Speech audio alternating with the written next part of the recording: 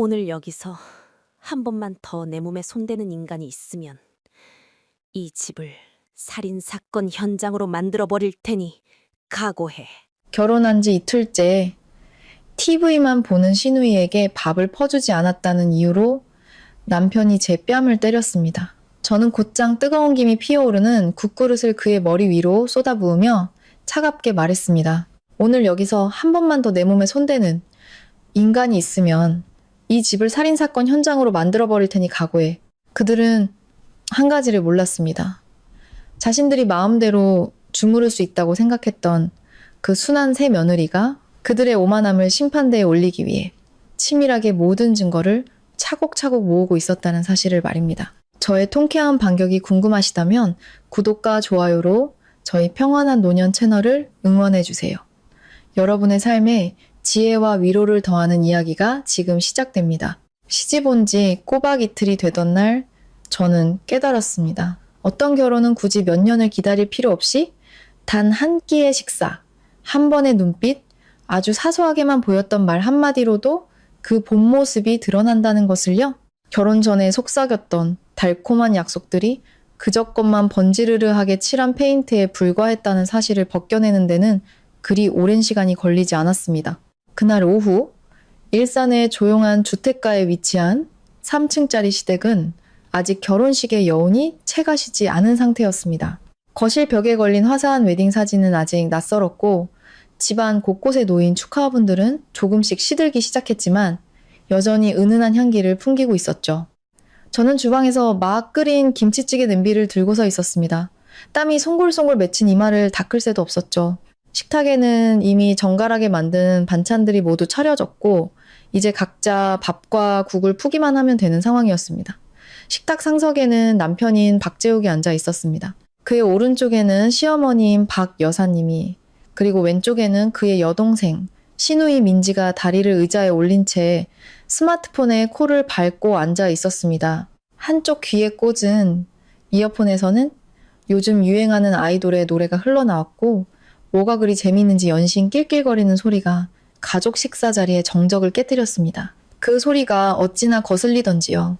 제가 찌개 냄비를 식탁 중앙에 내려놓는 순간 재욱의 차갑고 날카로운 목소리가 들려왔습니다. 서연아, 너 눈은 장식으로 달고 다녀? 저는 순간 멈칫하며 그를 돌아봤습니다. 재욱의 얼굴은 잔뜩 굳어 있었고 마치 제가 엄청난 잘못이라도 저지른 사람을 보는 듯한 경멸적인 눈빛으로 저를 쏘아보고 있었습니다. 저는 애써 평정을 유지하며 물었습니다. 무슨 말이에요, 재욱 씨? 재욱은 턱짓으로 민지를 가리켰습니다. 민지 저기 앉아있는 거 안 보여? 밥 퍼서 대령해야 할 거 아니야? 저는 그의 손끝이 향한 곳을 보았습니다. 전기 밥솥은 민지의 의자 바로 옆에 정말 손만 뻗으면 스스로 얼마든지 풀 수 있는 거리에 놓여 있었습니다. 하지만 민지는 여전히 스마트폰 화면에서 눈을 떼지 않은 채 이 집에서 일어나는 모든 일이 자신과는 아무 상관없다는 듯 태평했습니다. 저는 천천히 말했습니다. 밥솥이 바로 옆에 있으니 민지 씨가 직접 풀 수 있을 것 같은데요. 그 순간 재욱이 젓가락을 식탁에 세게 내려쳤습니다. 탁 하는 날카로운 소리가 식당의 공기를 순식간에 얼어붙게 만들었습니다. 내 생각? 그가 입꼬리를 비틀며 비꼬는 투로 말했습니다. 이 집에 들어온 지 얼마나 됐다고 감히 내 생각을 입에 올려?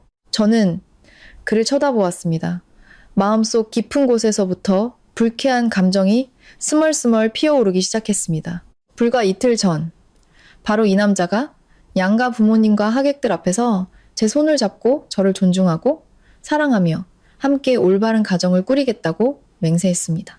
그런데 고작 밥 한 그릇 때문에 그는 완전히 다른 사람처럼 낯선 말투로 저를 대하고 있었습니다. 시어머니가 조용히 입을 열었습니다. 언제나처럼 부드러운 목소리였죠. 아이고, 재우가 세아가 아직 우리 집 방식에 익숙하지 않아서 그렇지. 서연아, 가서 아가씨 밥 한 그릇 퍼다 주렴. 원래 우리 집은 형님이 동서를 챙기는 게 당연한 거란다. 말투는 부드러웠지만 저를 보는 눈빛은 전혀 그렇지 않았습니다. 그건 부드러움을 가장한 명령에 익숙한 사람의 눈빛, 상대가 거절하기 어렵게 만드는 교묘한 압박이 담긴 눈빛이었습니다. 저는 입술을 깨물고 밥솥으로 다가갔습니다. 먼저 시어머니의 밥을 퍼서 드렸습니다. 시어머니는 밥그릇을 받으며 마지못해 고개를 끄덕이더니 옅은 미소를 지었습니다. 그래, 여자는 이래야 복을 받는 법이지. 저는 이어서 재욱의 밥을 퍼서 그의 앞에 놓아주었습니다. 그러자 그의 표정이 조금 누그러졌습니다. 마치 아주 작은 내기에서 이기기라도 한 사람처럼 만족스러운 얼굴이었습니다. 마지막으로 민지의 차례. 저는 밥그릇을 그 애 앞에 놓아주었습니다. 민지는 밥그릇을 힐끗 보더니 미간을 찌푸렸습니다. 이게 다예요, 형님? 저 배고픈데. 저는 그 애를 올려다보았습니다. 마치 제가 처음부터 이 집 식구들을 위해 봉사하러 온 사람인 양 너무나도 당연하게 말하는 그 태도에 기가 막혔습니다. 저는 다시 밥솥으로 가밥을 반 주걱 더 퍼주었습니다. 민지는 그제야 옅은 미소를 지으며 말했습니다. 고마워요, 형님. 하지만 그 애의 눈은 여전히 스마트폰에 고정되어 있었습니다. 제 자리에 돌아와 앉았지만 눈앞에 밥그릇에서 피어오르는 김이 이상하게 목을 메이게 했습니다. 식사가 시작되고 재욱은 제육볶음 한 점을 집어먹더니 판결을 내리듯 말했습니다. 다음부터는 양념 좀 싱겁게 해. 우리 집은 짜게 안 먹어? 저는 작게 대답했습니다. 네? 잠시 후 시어머니가 다시 입을 열었습니다. 서연아, 결혼휴가는 며칠이나 받았니? 네, 주말 포함해서 총 12일 받았어요. 시어머니는 고개를 끄덕였습니다. 그 정도면 됐구나. 그동안 집에서 쉬면서 우리 집 살림하는 법도 배우고 익숙해져야지. 이제 재욱이도 출근하고 나도 나이가 있는데다 우리 민지는 아직 대학원 다니느라 바쁘잖니. 앞으로 집안일은 네가 도맡아서 해야 할 게다. 저는 고개를 들었습니다. 어머님, 휴가 끝나면 저도 다시 출근해야 해요. 지금 맡은 프로젝트가 곧 최종 보고를 앞두고 있어서 너무 오래 쉴 수가 없어요. 그 순간 재욱의 손에 들려있던 숟가락이 허공에서 멈췄습니다. 그가 고개를 들어 저를 쳐다봤습니다. 출근을 해? 저는 조금 놀랐습니다. 네, 이 이야기는 우리 결혼 전에 이미 다 했던 거잖아요. 재욱은 코웃음을 쳤습니다. 결혼 전은 결혼 전이고 이제 넌 내 아내야. 모든 게 달라져야지. 심장이 쿵 하고 내려앉는 소리가 선명하게 들렸습니다. 그게 무슨 뜻이에요? 그는 의자의 등을 기댄 채 소름 끼칠 정도로 무심한 목소리로 말했습니다. 내 말은 회사 그만두라는 소리야. 한가한 부서로 옮기든가 아니면 아예 사표를 내. 집에 있으면서 가족들 챙기라고. 어머니는 연세도 있으시고 민지는 공부하느라 바쁘고 나는 나대로 일 때문에 스트레스가 많은데 이 집에는 집안을 돌볼 여자가 필요해. 저는 제가 잘못 들었나 싶어 그를 멍하니 쳐다보았습니다. 회사를 그만두라고요? 재욱은 태연하게 말했습니다. 그래. 네. 일 맨날 야근하고 밤늦게 들어오잖아. 결혼한 여자가 그런 식으로 살면 꼴이 뭐가 돼? 저는 젓가락을 내려놓았습니다. 손이 차갑게 식어갔습니다. 그 일은 제가 지난 5년 동안 모든 걸 바쳐온 일이에요. 곧 팀장 승진도 앞두고 있는데 어떻게 갑자기 그만두라고 할 수 있어요? 재욱이 대답하기도 전에 여전히 스마트폰을 손에 쥔 민지가 끼어들었습니다. 저도 오빠 말이 맞는 것 같은데요, 형님. 결혼한 여자는 집안일에 신경 써야죠. 맨날 회사에만 매달리면 누가 밥하고 누가 남편 챙기고 나중에 애는 누가 키워요. 저는 민지를 돌아보았습니다. 아직 앳된 얼굴에 화려하게 꾸민 손톱, 새빨간 입술. 하지만 그 입에서 나오는 말은 숨 막힐 정도로 낡고 고루한 생각에 밝혀 있었습니다. 시어머니가 느릿하게 말을 이었습니다. 내가 꽉 막혔다고 생각하지는 말아라. 하지만 여자는 결국 가정이 편안해야 행복한 법이야. 네가 밖에서 아무리 잘 나가도 시집와서 집안 하나 제대로 건사하지 못하면 그게 무슨 소용이니? 입술이 파르르 떨리는 게 느껴졌습니다. 저는 애써 침착한 목소리를 유지했습니다. 저는 일과 가정이 서로 배척하는 관계라고 생각해 본 적 없어요. 충분히 양립할 수 있다고 생각해요. 재욱이 싸늘하게 웃었습니다. 네가 어떻게 양립하는데? 맨날 컴퓨터만 붙들고 새벽같이 나갔다가 밤늦게 들어오면서. 서연아, 솔직하게 말할게. 이 집은 밖으로만 놔두는 며느리 필요 없어. 남편 챙길 줄 알고, 시어머니 모실 줄 알고, 며느리로서의 본분을 아는 사람이 필요하다고. 본분이라는 두 글자가 식탁 위에 무거운 돌덩이처럼 내려앉았습니다. 저는 눈앞의 남자를 올려다 보았습니다. 제가 믿고 의지했던 평생의 버팀목이 되어줄 거라 생각했던 바로 그 얼굴이었습니다. 하지만 결혼한 지 고작 이틀 만에 그 다정했던 가면은 산산조각 나고 제 앞에는 낯설고 냉정하며 가부장적이고 모든 것을 자기 마음대로 하려는 남자만이 남아 있었습니다. 저는 깊게 숨을 들이마셨습니다. 제 목소리가 작지만 분명하게 들렸습니다. 만약 제가 싫다고 하면요? 식탁의 모든 소음이 멎었습니다. 재욱은 저를 노려보았고 그의 눈빛은 순식간에 어두워졌습니다. 저는 그 순간 깨달았습니다. 이 식사는 더 이상 평범한 식사가 될 수 없다는 것을요.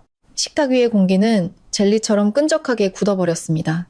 저는 재욱은 마치 용서할 수 없는 죄를 지은 사람을 보듯 저를 쳐다봤습니다. 불과 몇 분 전까지만 해도 저는 믿고 싶었습니다. 이건 그저 결혼 후의 첫 다툼일 뿐이라고. 제가 차분히 설명하면 그도 이해해 줄 거라고요. 하지만 그의 눈빛을 본 순간 저는 깨달았습니다. 이건 이해하고 못하고의 문제가 아니었습니다. 그는 그저 제가 아무 조건 없이 자신의 말에 복종하기를 원할 뿐이었습니다. 재욱이 양손으로 식탁 모서리를 짚으며 차가운 목소리로 말했습니다. 싫어도 따라야 해. 내가 말했지? 이 집은 아침에 나갔다. 밤늦게 들어오면서 남편이랑 집안은 내팽개치는 며느리 용납 못한다고. 저는 손에 쥔 젓가락을 꽉 쥐었습니다. 전 누구도 내팽개친 적 없어요. 단지 제 일을 계속하고 싶을 뿐이에요. 결혼 전에는 재욱 씨도 제 일을 존중한다고 분명히 말했잖아요. 재욱이 비웃었습니다. 결혼 전에 한 말을 아직도 믿어? 그때랑 지금은 다르지. 그 말은 보이지 않는 손이 되어 제 뺨을 후려치는 것 같았습니다. 가슴 속에서 심장이 쿵쾅거리는 소리가 똑똑히 들렸습니다. 아프고 분했습니다. 그가 예전에 회사 앞으로 찾아와 건네주던 꽃다발, 제가 야근할 때 비를 맞으며 기다려주던 모습, 결혼 후에도 제 꿈을 마음껏 펼치라던 그 모든 약속들이 결국 저를 이 결혼이라는 올감이 속으로 끌어들이기 위한 미끼에 불과했다는 사실을 깨달았습니다. 시어머니가 밥그릇을 내려놓으며 나지막이 말했습니다. 하지만 그 한마디 한마디는 얇은 칼날처럼 날카로웠습니다. 서연아, 너무 고집 부리지 마라. 여자는 남편 잘 만나고 가정 잘 꾸리는 게 최고지. 사회에서 얻는 직함 같은 건 다 부질없는 거다. 너 아직 젊으니까 몇 년 일 쉬면서 아이 낳고 가정 안정시킨 다음에 다시 생각해도 늦지 않아. 저는 시어머니를 돌아보며 말했습니다. 어머님은 쉽게 말씀하시지만 직장을 잃는 건 저고 제 미래를 포기해야 하는 것도 저예요. 박 여사의 얼굴이 싸늘하게 굳었습니다.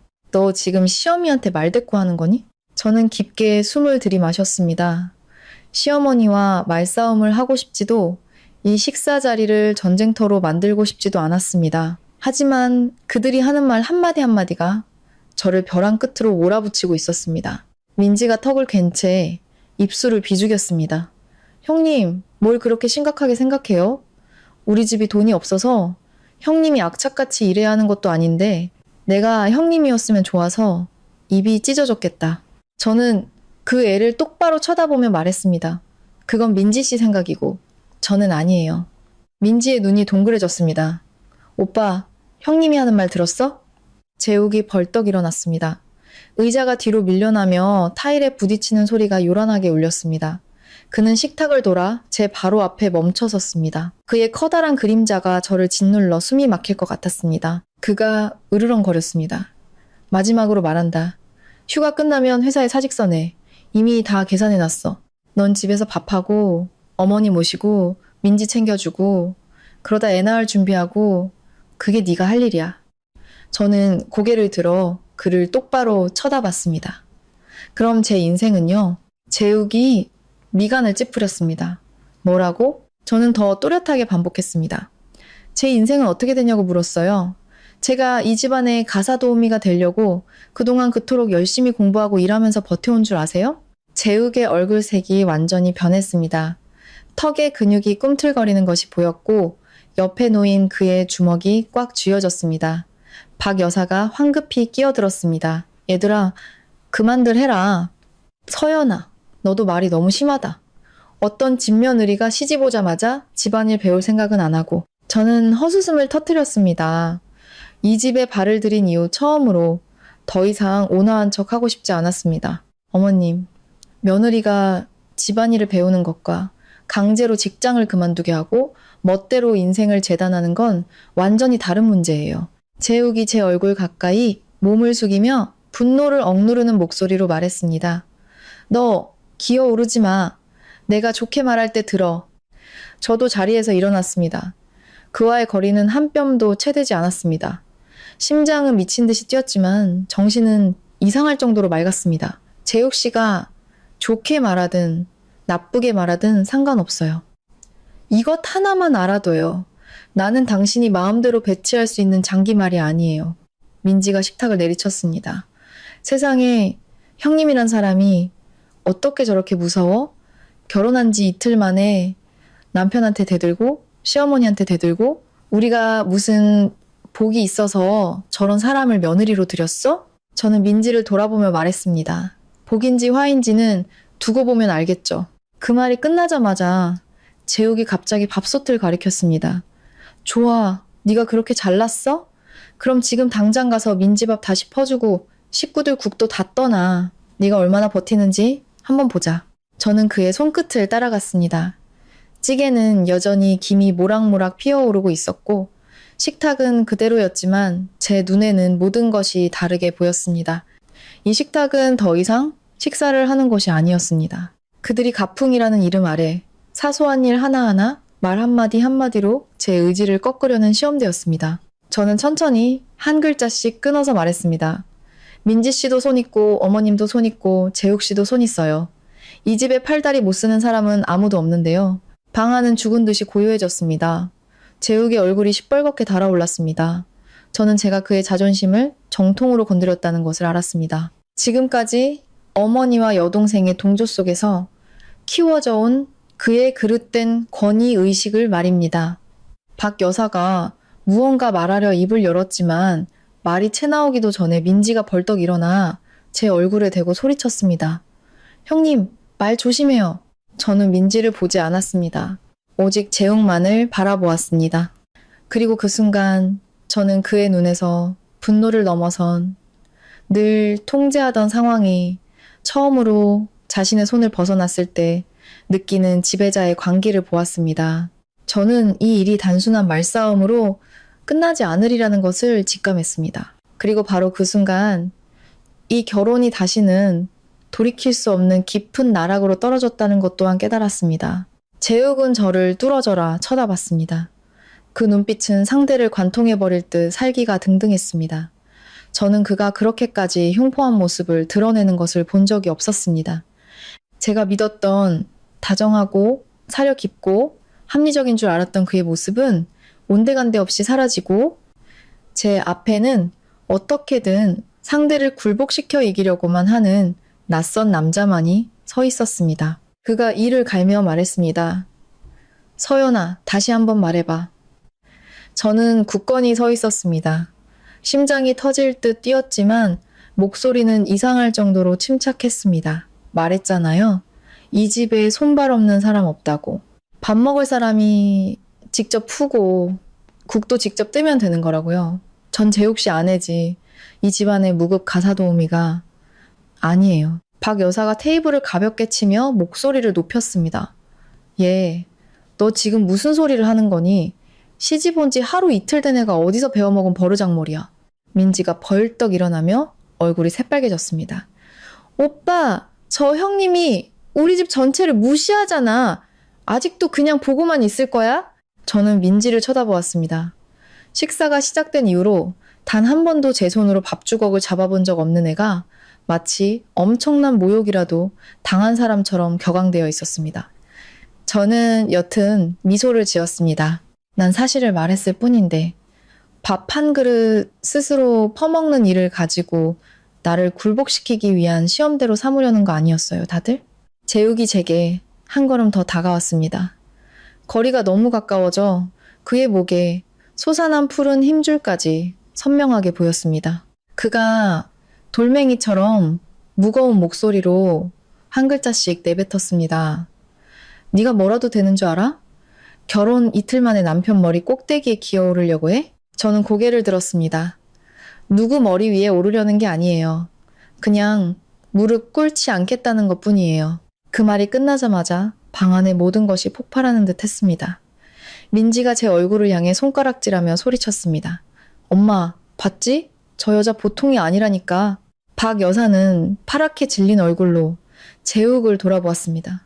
재욱아, 봐라. 내가 말했지? 저 애 고집이 보통이 아니라고. 처음부터 휘어잡지 않으면 나중엔 걷잡을 수 없게 될 거야. 저는 그들을 보며 등골이 서늘해졌습니다. 저는 시어머니가 온화하고 현명한 분이라고 생각했습니다. 이제야 깨달았습니다. 그녀의 부드러움은 애정의 표현이 아니라 상대를 교묘하게 억압하기 위한 또 다른 방식의 폭력이었다는 것을요. 재욱이 갑자기 식탁 위에 찌개 냄비를 향해 돌아섰습니다. 그가 으르렁거렸습니다. 좋아, 바쁘기 싫으면 가서 국이나 떠. 저는 움직이지 않았습니다. 그가 저를 향해 손가락질했습니다. 내가 민지한테 국 떠주라고 했잖아. 저는 대답했습니다. 먹고 싶으면 직접 뜨면 되죠. 민지의 조롱 섞인 웃음소리가 날카롭게 울려 퍼졌습니다. 형님, 아직도 여기가 친정인 줄 아나 봐? 저는 그녀를 돌아보며 말했습니다. 아니, 하지만 내가 시댁의 하녀가 아니라는 건 확실히 알아. 바로 그 순간 재욱이 갑자기 손을 번쩍 들었습니다. 모든 것이 너무 순식간에 일어났습니다. 그의 팔이 제 눈앞을 스쳐 지나가는 것을 본 순간 짝 하는 날카로운 소리가 방 안을 가득 메웠습니다. 왼쪽 뺨이 불에 댄 것처럼 뜨거웠습니다. 너무나 강한 힘에 몸이 휘청거렸고 귀에서는 윙하는 소리가 눈앞은 몇 초간 캄캄해졌습니다. 저는 식탁 모서리를 붙잡고 망연자실하게 서 있었습니다. 마치 누군가 제 머리 위에 얼음물을 그대로 쏟아 부은 것 같았습니다. 믿을 수가 없었습니다. 불과 어제 양가 친척들 앞에서 제 손을 잡았던 남자가 오늘 자신의 어머니와 여동생이 보는 앞에서 조금의 망설임도 없이 제 뺨을 때렸습니다. 재욱은 여전히 손을 내린 그 자세 그대로 거친 숨을 몰아쉬고 있었습니다. 마지막으로 말한다. 국떠. 저는 천천히 고개를 돌려 그를 쳐다봤습니다. 반쪽 뺨은 불이 붙은 듯 뜨겁고 아파 감각이 없을 정도였습니다. 하지만 그보다 더 아픈 것은 마음이었습니다. 무언가가 완전히 부서져 내리는 소리가 들렸습니다. 더 이상 희미한 기대도, 미련도, 스스로를 속이려는 노력도 남아있지 않았습니다. 이 남자는 나를 사랑하지 않는다. 이 집은 나를 환영하지 않는다. 그들이 원했던 것은 그저 말 잘 듣고 시키는 대로 하고 묵묵히 참아내는 며느리 인형뿐이었습니다. 박 여사가 호들갑스럽게 외쳤습니다. 어머나, 재우가. 네가 어쩌자고 집안에서 아내를 때리고 그래? 하지만 그녀는 말만 할 뿐 제게 다가와 부축해주지 않았습니다. 민지는 달랐습니다. 그 애는 눈을 동그랗게 뜨고 저와 오빠를 번갈아 보더니 이내 입꼬리를 올리며 만족스러운 미소를 지었습니다. 그리고 작지만 제 귀에는 똑똑히 들리는 목소리로 말했습니다. 꼴 좋다. 저는 식탁에서 손을 떼고 천천히 몸을 바로 세웠습니다. 이상하게도 눈물이 나지 않았습니다. 아마도 사람이 너무나 명백한 상처를 받으면 눈물조차도 불필요해지는 모양입니다. 저는 손을 들어 뺨을 만졌습니다. 뜨거운 5손가락 자국이 피부 위에 선명했습니다. 저는 아주 작은 목소리로 물었습니다. 정말 나를 때린 거예요? 재욱은 여전히 자신의 잘못을 전혀 인지하지 못하는 얼굴로 저를 쳐다봤습니다. 네가 정신 차리게 때린 거야. 이 집에서는 누가 어른이고 누가 명령하는 사람인지 똑똑히 알아야지. 저는 고개를 끄덕였습니다. 네, 이제야 정신이 드네요. 저는 몸을 돌려 주방 쪽으로 걸어갔습니다. 등 뒤에서 민지의 조롱 섞인 목소리가 들려왔습니다. 진작에 알아서 했으면 고생 안 하잖아. 저는 대답하지 않았습니다. 곧장 주방으로 걸어가 아직 김이 모락모락 피어오르는 찌개 냄비 앞에 섰습니다. 뜨거운 김이 올라와 눈이 따가웠습니다. 냄비 안의 국물을 들여다보다가 문득 유리창에 비친 제 얼굴을 보았습니다. 왼쪽 뺨이 새빨갛게 부어올라 있었습니다. 그 순간 저는 더 이상 새 신부가 아니었습니다. 저는 그저 잘못된 꿈에서 막 깨어난 한 여자일 뿐이었습니다. 다음 이야기를 이어가기 전에 저에게 힘이 될 수 있도록 구독과 좋아요 한 번씩만 눌러주시면 정말 감사하겠습니다. 이 채널을 시청해주시는 모든 분들의 가정에 늘 건강과 평안이 가득하시기를 기원합니다. 저는 주방의 차가운 대리석 조리대에 양손을 짚고 서 있었습니다. 식당에서는 수저가 부딪히는 소리, 의자를 끄는 소리, 민지의 비웃음 소리가 들려왔습니다. 그 모든 소리가 마치 작은 바늘이 되어 제 머리를 콕콕 쑤시는 것 같았습니다. 왼쪽 뺨은 여전히 불덩이 같았고 눈을 깜빡일 때마다 욱신거렸습니다. 하지만 저를 정말로 소름 돋게 만든 것은 육체적인 고통이 아니라 한 가족의 민낯을 고스란히 목격했다는 충격이었습니다. 저는 국자로 국을 한 그릇 펐습니다.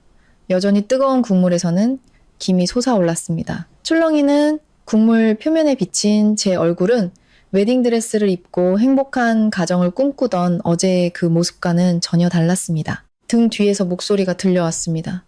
빨리 안 퍼오고 뭐해? 거기서 동상처럼 서 있을 거야? 재욱이었습니다. 저는 돌아보지 않았습니다. 그저 그의 목소리를 들었습니다. 방금 전 저를 때린 사실이 아무것도 아니라는 듯 너무나도 익숙한 명령조의 말투였습니다. 저는 아주 낮은 목소리로 물었습니다. 당신 정말 너무한다고 생각 안 해요? 재욱이 차갑게 웃었습니다. 네가 순순히 굴었으면 아무 일도 없었어.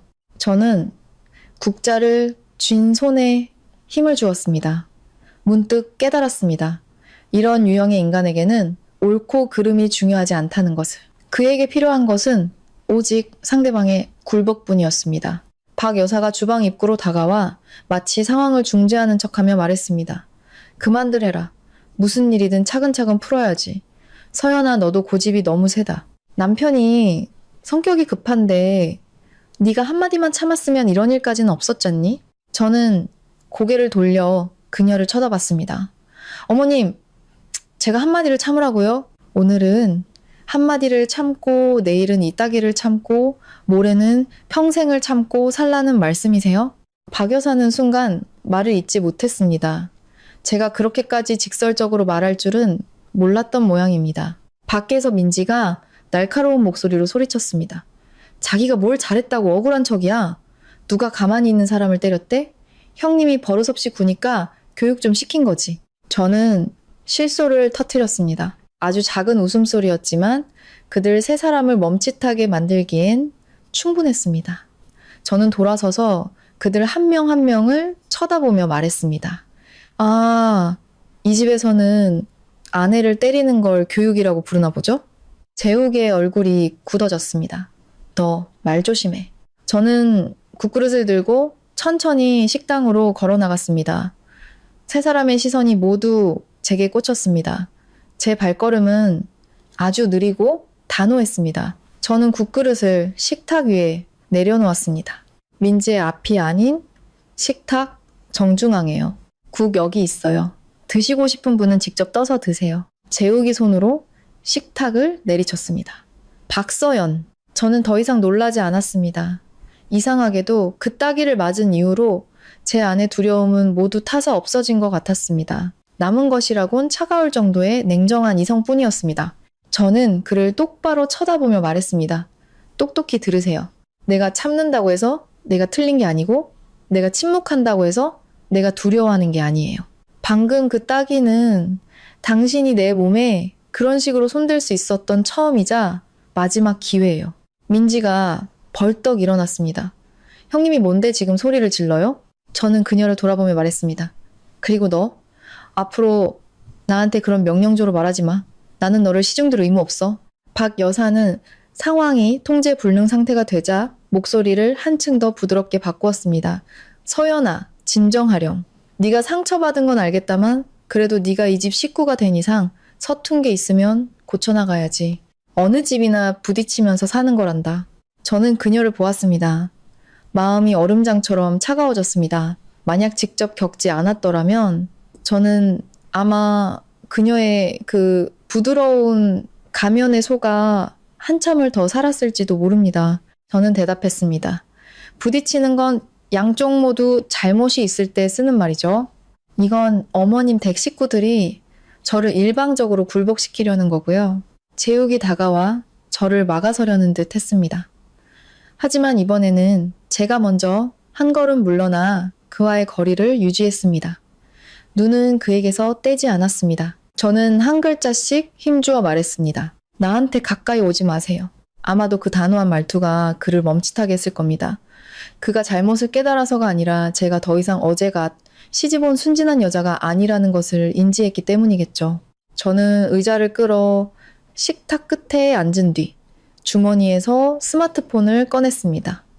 화면의 불빛이 제 손안에서 밝게 빛났습니다. 제욱이 미간을 찌푸렸습니다. 너 지금 뭐 하는 거야? 저는 셀프 카메라를 켰습니다. 제 뺨에 선명하게 찍힌 5손가락 자국이 보였습니다. 피부는 붉게 부어올라 있었습니다. 저는 사진을 한 장 찍고 이어서 또 한 장을 찍었습니다. 민지가 눈을 동그랗게 떴습니다. 지금 뭐 찍는 거예요? 저는 고개를 들지 않은 채 대답했습니다. 증거. 방 안은 쥐죽은 듯 조용해졌습니다. 저는 고개를 들어 제욱을 쳐다봤습니다. 지금 내 얼굴 똑똑히 기억해둬요.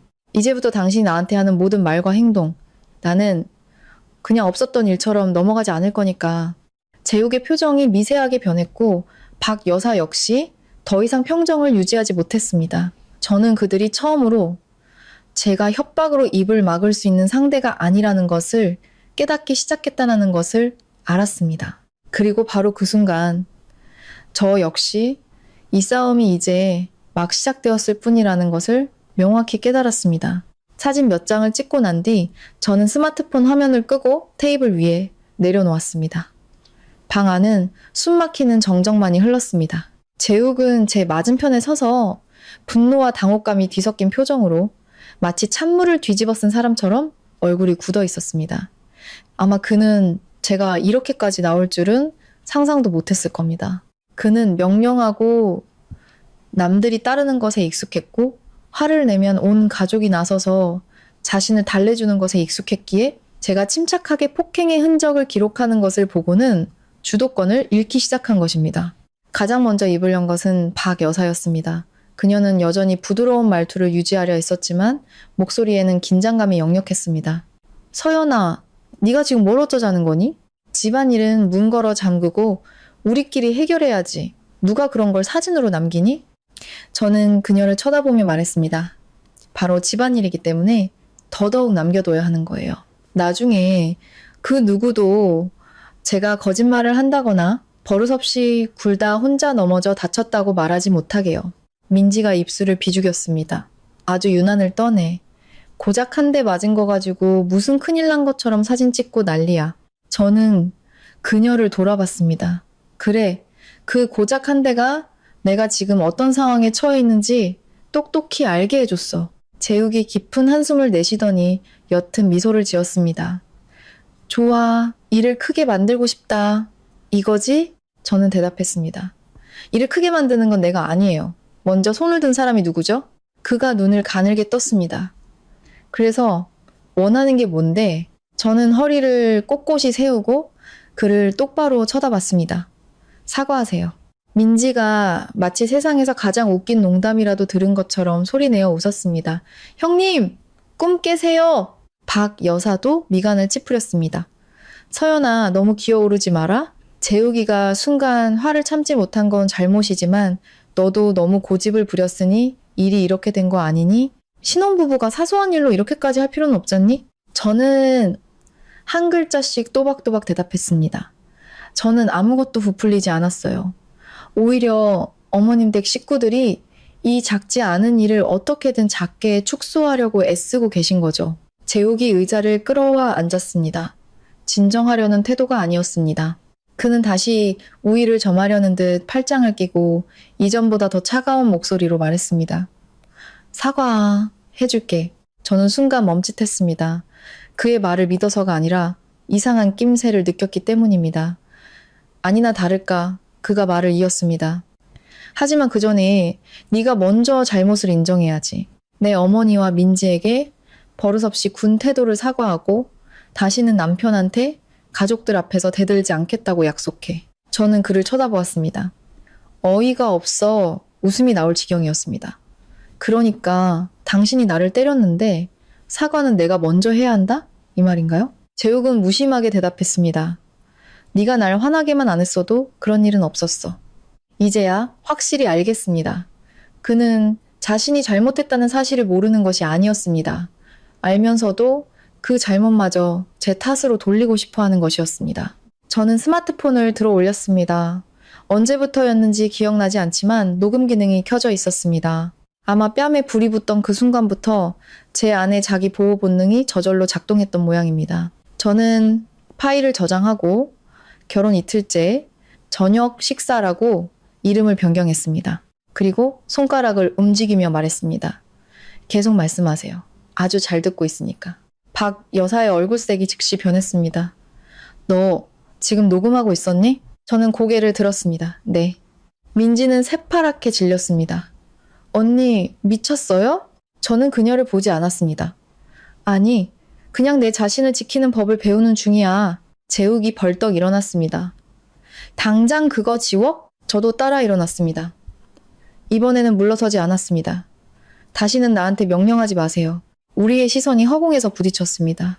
저는 그의 눈에서 분노뿐만 아니라 순순히 따를 줄 알았던 사냥감이 더 이상 고분고분하지 않다는 것을 깨달은 자의 당혹감을 보았습니다.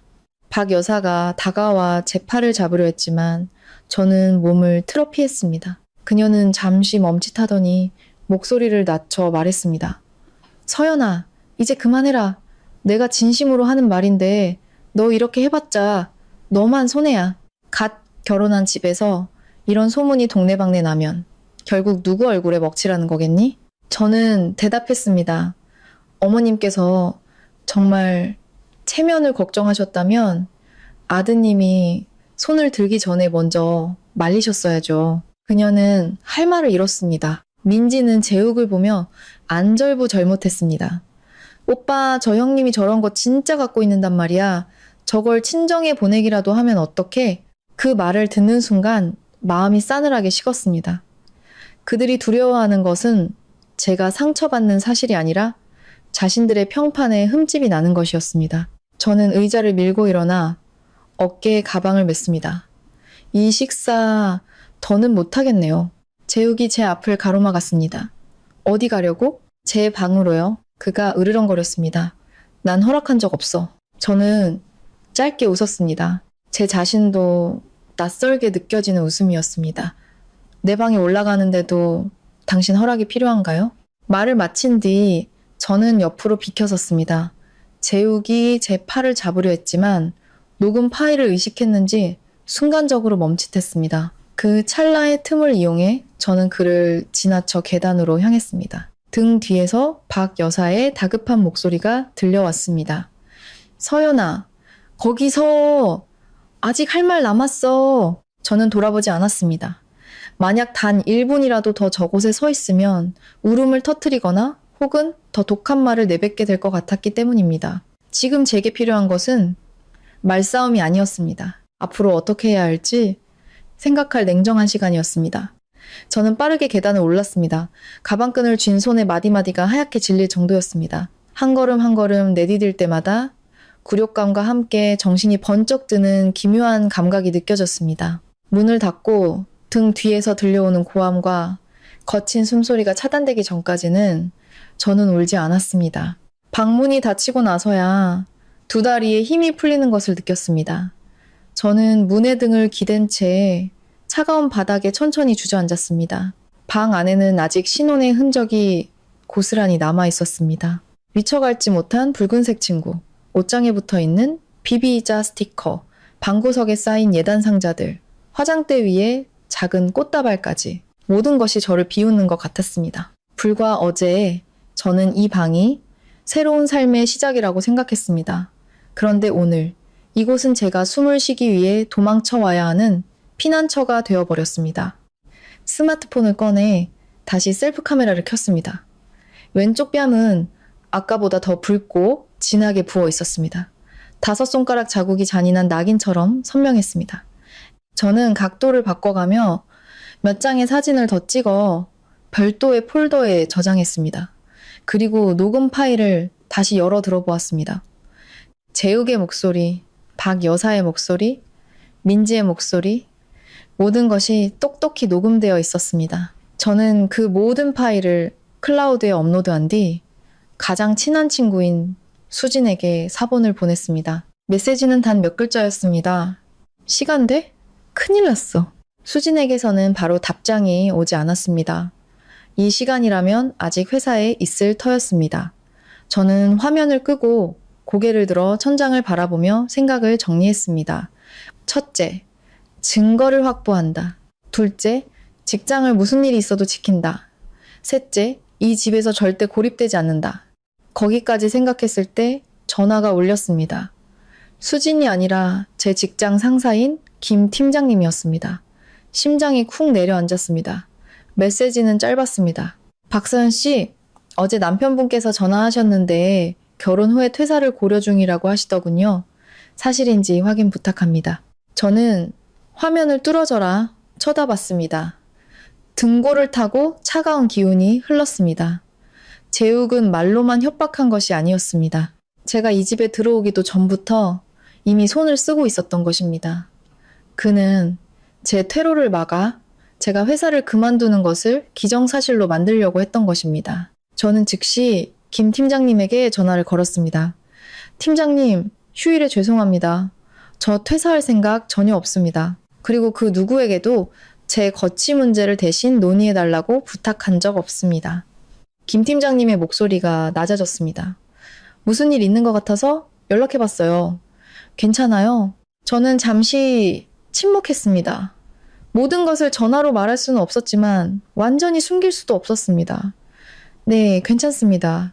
개인적인 문제가 좀 있어서요. 다시 한번 말씀드리지만 휴가 끝나면 정상 출근할 겁니다. 알겠습니다. 회사에서는 박서연 씨 본인의 결정만 유효하니 걱정하지 말아요. 저는 길게 숨을 내쉬었습니다. 네, 감사합니다, 팀장님. 전화를 끊었지만 손은 여전히 차가웠습니다. 만약 오늘 팀장님이 확인하지 않았다면 저는 재욱이 얼마나 치밀하게 저를 올가매려 했는지 까맣게 몰랐을 겁니다. 생각할수록 목이 메어왔습니다. 그 남자는 제 삶을 통제하려 했을 뿐만 아니라 제가 스스로 일어설 수 있는 모든 기반을 송두리째 뽑아버리려 했던 것입니다. 그때 문 밖에서 쾅쾅 노크 소리가 들렸습니다. 재욱의 목소리였습니다. 박서연, 문 열어. 저는 가만히 있었습니다. 그가 더 세게 문을 두드렸습니다. 문 열라고 했어. 저는 여전히 대답하지 않았습니다. 잠시 후 박 여사의 목소리가 들려왔습니다. 한결 부드러웠지만 압박감은 여전했습니다. 서연아, 문 좀 열어보렴. 부부간에 무슨 일이든 대화로 풀어야지. 이렇게 틀어막고 있으면 어떡하니. 저는 문을 바라보았습니다. 목이 바싹 말랐습니다. 지금 문을 열면 그들은 제게 생각할 시간을 주지 않을 것입니다. 사과를 강요하고 잘못을 인정하게 만들고 결국 저를 굴복시키려 할 것입니다. 그리고 이번에 한번 물러나면 저는 앞으로 영원히 물러나야만 할 것입니다. 저는 일어나 문으로 다가갔지만 열지는 않았습니다. 밖에서 들릴 만큼 큰 목소리로 말했습니다. 지금은 아무 말도 하고 싶지 않아요. 할 말이 생기면 제가 먼저 말씀드릴게요. 밖은 잠시 조용해졌다가 재욱이 으르렁거렸습니다. 너 지금 장난해? 저는 눈을 감았습니다. 손은 문고리 위에 올려놓았지만 목소리는 이상할 정도로 차분했습니다. 여기서 한 번만 더 소란 피우면 지금 이 상황도 전부 녹음할 거예요. 문 밖의 정적은 몇 초 더 이어졌습니다. 그리고 재욱의 발소리가 멀어지는 것이 들렸습니다. 곧이어 박 여사가 그를 끌고 가는 소리, 아래층에서 민지가 투덜거리는 소리가 희미하게 들려왔고 방 안은 다시 고요해졌습니다. 저는 침대 모서리에 앉아 방구석에 놓인 캐리어를 바라보았습니다. 결혼식 후 아직 짐을 반도 풀지 않은 상태였습니다. 처음으로 저 짐을 다 풀지 않는 편이 좋겠다는 생각이 들었습니다. 저는 침대 가장자리에 아주 오랫동안 앉아 있었습니다. 미처 다 풀지 못한 캐리어를 멍하니 바라보면서요.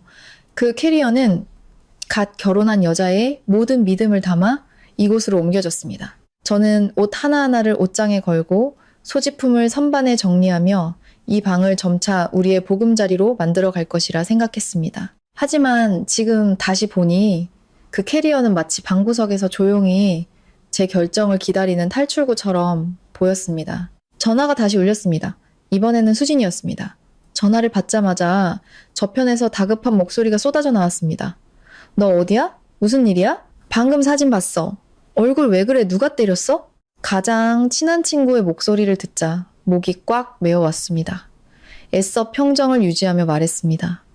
나 시댁이야. 수진이는 짧은 욕설을 내뱉더니 목소리를 낮췄습니다. 박재욱, 그 자식이 때린 거야? 저는 대답했습니다. 응. 단 한 글자였지만 모든 진실을 눈앞에 꺼내놓는 것 같았습니다.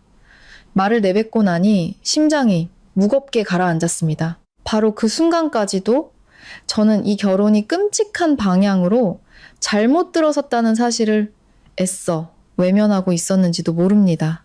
수진이는 잠시 침묵하더니 물었습니다. 너 이제 어떡할 거야? 저는 문 쪽을 바라보았습니다. 아직 잘 모르겠어. 하지만 저 사람들이 하자는 대로 가만히 당하고만 있지는 않을 거야. 수진이가 즉시 말했습니다. 필요하면 우리 집으로 와. 거기 혼자 오래 있지 마. 저는 눈을 감았습니다. 나도 그 생각하고 있었어. 하지만 어떻게, 언제 나가야 할지 신중하게 생각해야 해. 수진이는 제 성격을 알기에 더 이상 재촉하지 않았습니다. 그녀는 단지 이렇게 말했습니다. 이것만 기억해. 절대 아무것도 지우지 마. 사진, 녹음 파일, 문자 메시지 전부 다 보관해. 그리고 위험하다 싶으면 바로 나한테 전화해. 저는 작게 대답했습니다. 응. 전화를 끊고 저는 핸드폰을 내려놓았습니다. 거기 혼자 오래 있지 마라는 수진이의 말이 머릿속에서 계속 맴돌았습니다. 저는 옷장을 바라보았습니다. 한쪽에는 제 옷이, 다른 한쪽에는 재욱의 옷이 나란히 걸려 있었습니다. 불과 어제 제 옷들을 저 안에 걸면서 마음이 이상하게 편안했던 기억이 났습니다. 새로운 인생의 장이 열렸다고 생각했는데 그 새로운 장이 뺨을 맞는 것과 부당한 요구로 시작될 줄은 꿈에도 몰랐습니다. 저는 화장대 서랍을 열어 친정에서 가져온 작은 서류 가방을 꺼냈습니다. 안에는 신분증, 통장, 사본, 근로계약서 등 중요한 개인 서류들이 들어 있었습니다. 평소 제 물건을 꼼꼼히 챙기는 습관이 이럴 때 다행이다 싶었습니다. 하나씩 확인하고 가방에 다시 정리했습니다. 그 일을 하는 동안 정신이 점점 더 맑아졌습니다. 은행 앱을 열어 제 급여 통장, 적금 계좌, 소액 투자 내역을 확인했습니다. 모든 것이 그대로였습니다. 저는 즉시 인터넷 뱅킹, 비밀번호, 이메일 비밀번호, 스마트폰 잠금 번호를 모두 바꾸고 2단계 인증을 설정했습니다. 그 모든 일을 마치고 나니 가슴을 짓누르던 무게가 조금은 가벼워지는 것 같았습니다. 아래층에서 다시 소란스러운 소리가 들려왔습니다. 식사를 마친 모양이었습니다. 의자 끄는 소리, 설거지하는 물소리, 그리고 민지가 외치는 소리가 들렸습니다. 엄마, 이따가 오빠 방에 파스 좀 갖다 줘요. 파스라니. 저는 실소를 터뜨렸습니다. 저를 때린 것은 재욱인데 온 가족의 걱정과 보살핌을 받는 대상 또한 그였습니다. 뺨이 퉁퉁 부은 저는 아프냐는 질문 한마디조차 듣지 못했는데 말입니다. 저는 다시 침대에 앉아 녹음 파일을 처음부터 끝까지 들었습니다. 재욱의 목소리를 들을 때마다 제 안에 있던 환상이 한꺼풀씩 벗겨져 나가는 것 같았습니다. 저는 결혼이 두 사람이 함께 어려움을 헤쳐나가는 과정이라고 생각했습니다. 하지만 그에게 결혼은 한 여자를 합법적으로 통제할 수 있는 허가증에 불과했던 것입니다. 민지가 꼴 좋다고 말하는 부분을 듣고 있을 때 어머니에게서 문자가 왔습니다. 오늘 저녁에 영상통화할 수 있니? 아빠가 너 거기서 잘 지내는지 궁금해하신다. 저는 그 문자를 멍하니 바라보았습니다. 가슴이 철렁했습니다. 지금 제 얼굴을 보시면 어머니는 분명 무슨 일이 있다는 것을 알아채실 겁니다. 아직은 부모님께 알리고 싶지 않았습니다. 시댁을 감싸주려는 것이 아니라 모든 상황을 정리하고 명확한 계획을 세운 후에 말씀드려 부모님께서 딸 걱정에 섣불리 일을 크게 만드는 상황을 피하고 싶었기 때문입니다. 저는 답장했습니다. 엄마, 오늘 좀 피곤해서요. 내일 전화 드릴게요. 어머니는 거의 바로 답장하셨습니다. 그래, 푹 쉬어라. 무슨 일 있으면 꼭 엄마한테 바로 말해야 한다. 저는 그 문자를 보며 눈시울이 뜨거워졌습니다. 아까 그 끔찍한 식사 자리에서 저는 감정이 없는 사람처럼 꼿꼿하게 버텼습니다.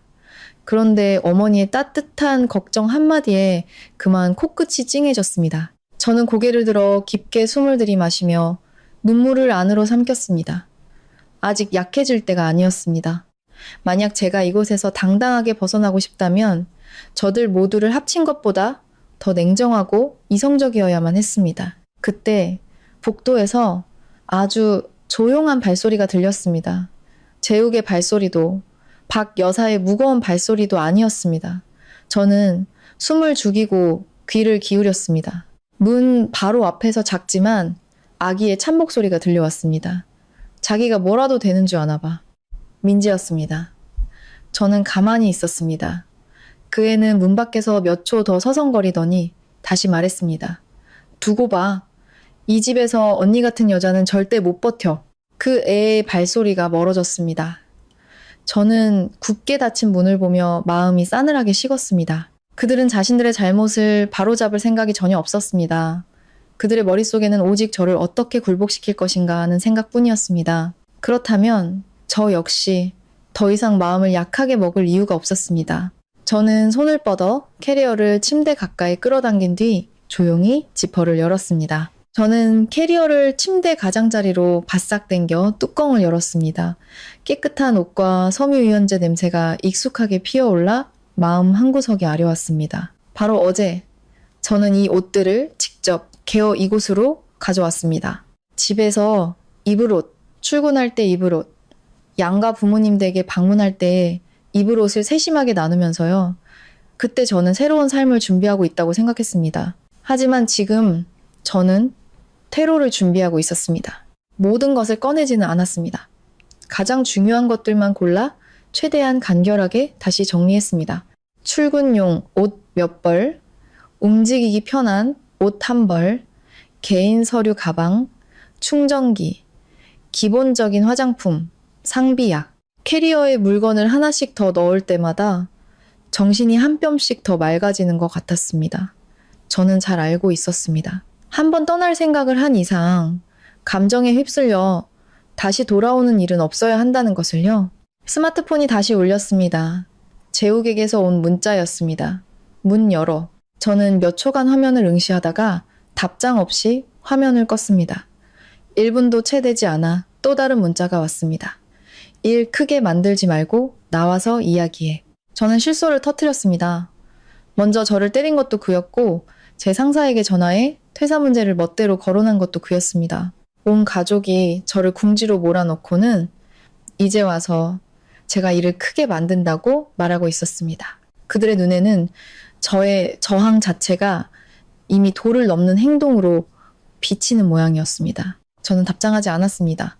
대신 스마트폰 메모장을 열어 앞으로 해야 할 일들을 빠르게 입력했습니다. 모든 증거 보관, 시댁 식구들 앞에서 절대 감정적으로 대응하지 말 것, 안전한 기회가 생기면 즉시 이곳을 떠날 것, 내일 아침 수진이와 다시 연락, 상황이 악화될 경우 법률 전문가 자문 구하기. 작성을 마친 후 저는 그 메모를 다시 읽고 저장했습니다. 저는 제 머리가 마치 중요한 프로젝트를 처리하는 것처럼 움직여야 한다는 것을 알았습니다. 억울함이나 슬픔 같은 감정이 모든 거를 망치게 놔둘 수는 없었습니다. 이 싸움에서 제가 조금이라도 약한 모습을 보이면 그들은 그 틈을 놓치지 않고 더 세게 저를 억누르려 할 테니까요. 문 밖에서 다시 노크 소리가 들렸습니다. 이번에는 박 여사의 목소리였습니다. 서연아, 얼굴에 발을 연고 좀 가져왔다. 저는 문을 바라보았습니다. 씁쓸한 감정이 밀려왔습니다. 정말 저를 걱정했다면 아들이 손찌검을 하기 전에 말렸어야 했습니다.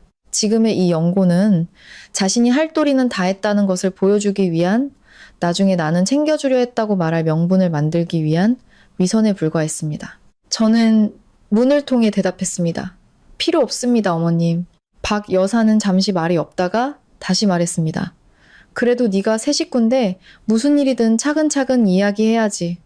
네가 충격받은 건 알지만 결혼한 여자는 조금 참을 줄도 알아야 집안이 평화로운 법이란다. 저는 눈을 감고 스마트폰을 꽉 쥐었습니다. 또 참으라는 말이었습니다. 한마디를 참고 한 가지 일을 참고 뺨 맞는 것을 참고 대체 언제까지 참아야 하는 걸까요? 저는 크지 않지만 분명한 목소리로 말했습니다. 어머님께서 정말 집안의 평화를 원하신다면 먼저 아드님에게 손부터 쓰지 말라고 가르치셨어야죠. 밖은 완전히 조용해졌습니다. 잠시 후 박 여사의 슬리퍼 끄는 소리가 천천히 멀어져 갔습니다. 저는 잠시 조용히 앉아 있다가 일어나서 욕실로 들어갔습니다. 거울 속 제 왼쪽 뺨은 검붉은 색으로 변해 있었고 광대뼈 부근이 살짝 부어 있었습니다. 찬 수건으로 가볍게 찜질을 했습니다. 피부에 닿을 때마다 욱신거리는 통증이 느껴졌습니다. 하지만 바로 그 고통이 저를 더욱 정신 차리게 만들었습니다. 오늘 일어난 일은 그 어떤 어설픈 사과로도 절대 없었던 일이 될 수 없다는 것을 상기시켜 주었습니다. 방으로 돌아와 앉자마자 수진이에게서 영상통화가 걸려왔습니다. 저는 받지 않고 나 지금 얼굴 부어서 문자로 하자라고 보냈습니다. 그녀는 바로 답장했습니다. 나올 수 있겠어? 근데 지금은 아니야. 나갈 때 되면 말해. 내가 내려가서 기다리든가 택시 불러줄게. 저는 그 문자를 보며 마음 한구석이 따뜻해지는 것을 느꼈습니다. 이 혼란 속에서도 적어도 제 편이 되어주는 사람이 있었습니다. 저는 응이라고 짧게 답장한 뒤 연락처 목록을 열어 사촌 형부인 민혁 오빠의 번호를 찾았습니다. 그는 예전에 기업 법무팀에서 일한 적이 있었습니다. 아직 전화하지는 않았습니다. 그저 그의 이름을 몇 초간 바라보며 상황이 더 악화되면 법을 아는 사람의 도움이 필요할 것이라는 사실을 머릿속에 새겼습니다. 바로 그때 아래층에서 재욱이 소리치는 소리가 들려왔습니다. 아마 저를 설득하지 못한 어머니와 여동생에게 화풀이를 하는 모양이었습니다. 물건을 세게 내려놓는 소리, 민지가 변명하는 소리, 박 여사가 그를 달래는 소리가 뒤섞여 무겁게 울려 퍼졌습니다. 저는 방 안에서 그 소리를 들으며 마음이 물처럼 차갑게 식어갔습니다. 불과 이틀 전만 해도 저는 이 집이 제 새로운 인생의 시작이 될 것이라 생각했습니다. 그런데 이제는 그들의 목소리를 듣는 것만으로도 숨이 막혀 당장이라도 떠나고 싶었습니다. 저는 다시 한번 방문을 잠그고 캐리어를 침대 머리맡으로 바짝 당겼습니다. 그리고 남은 서류와 귀중품들을 또 다른 큰 가방에 담았습니다. 일을 마친 후 스마트폰을 무음 모드로 바꾸고 수진이와 부모님, 그리고 팀장님의 전화만 울리도록 설정했습니다. 밖은 완전히 어두워졌습니다. 발코니의 노란 불빛이 방 안으로 희미하게 스며들었습니다. 저는 침대에 앉아 짐이 다 꾸려진 2개의 가방을 바라보았습니다. 이상하게도 오후처럼 당황스럽거나 손이 떨리지는 않았습니다. 대신 메마르고 차가운 평온함이 찾아왔습니다. 저는 캐리어를 끌어당긴 그 순간부터 이미 이 결혼에서 걸어 나오기 시작했다는 것을 알았습니다. 그리고 내일 아침 모든 것이 쉽지 않으리라는 것도요. 그날 밤 저는 거의 잠들지 못했습니다. 침대 가장자리에 옆으로 누워 뜬 눈으로 천장을 바라보았습니다. 어제까지만 해도 시댁이라고 불렀던 그 집의 아주 작은 소리 하나하나에 귀를 기울였습니다. 아래층 문이 쾅 닫히는 소리, 재욱이 복도를 서성이는 무거운 발소리, 박 여사가 간간히 속삭이는 소리.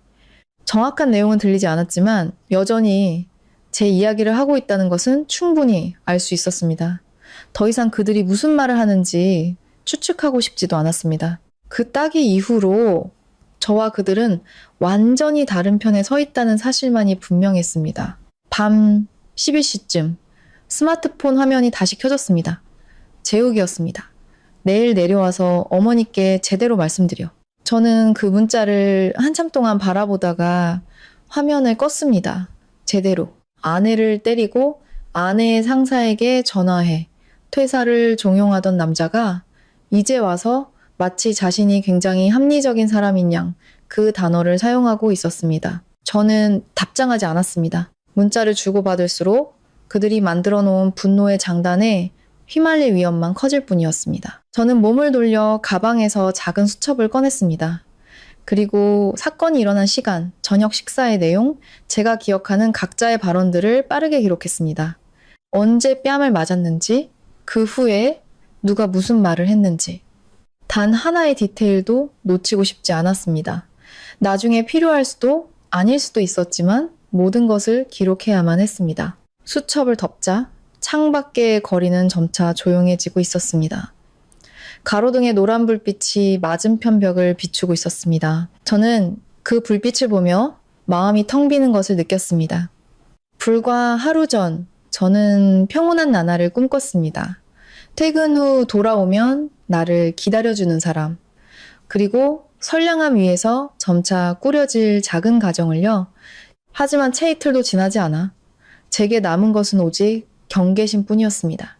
새벽녘에야 잠시 눈을 붙였습니다. 6시가 넘었을 때 다시 노크 소리가 저를 깨웠습니다. 서연아, 일어나거라. 내려와서 아침 먹고 이야기 좀 하자. 박 여사였습니다. 저는 일어나 시계를 보고 침대 옆에 놓인 2개의 가방을 보았습니다.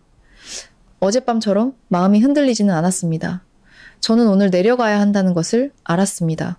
화해를 위해서가 아니라 그들이 무슨 말을 하려는지 끝까지 들어보고 제 스스로 다음 걸음을 결정하기 위해서였습니다. 옷을 갈아입고 머리를 단정하게 묶었습니다.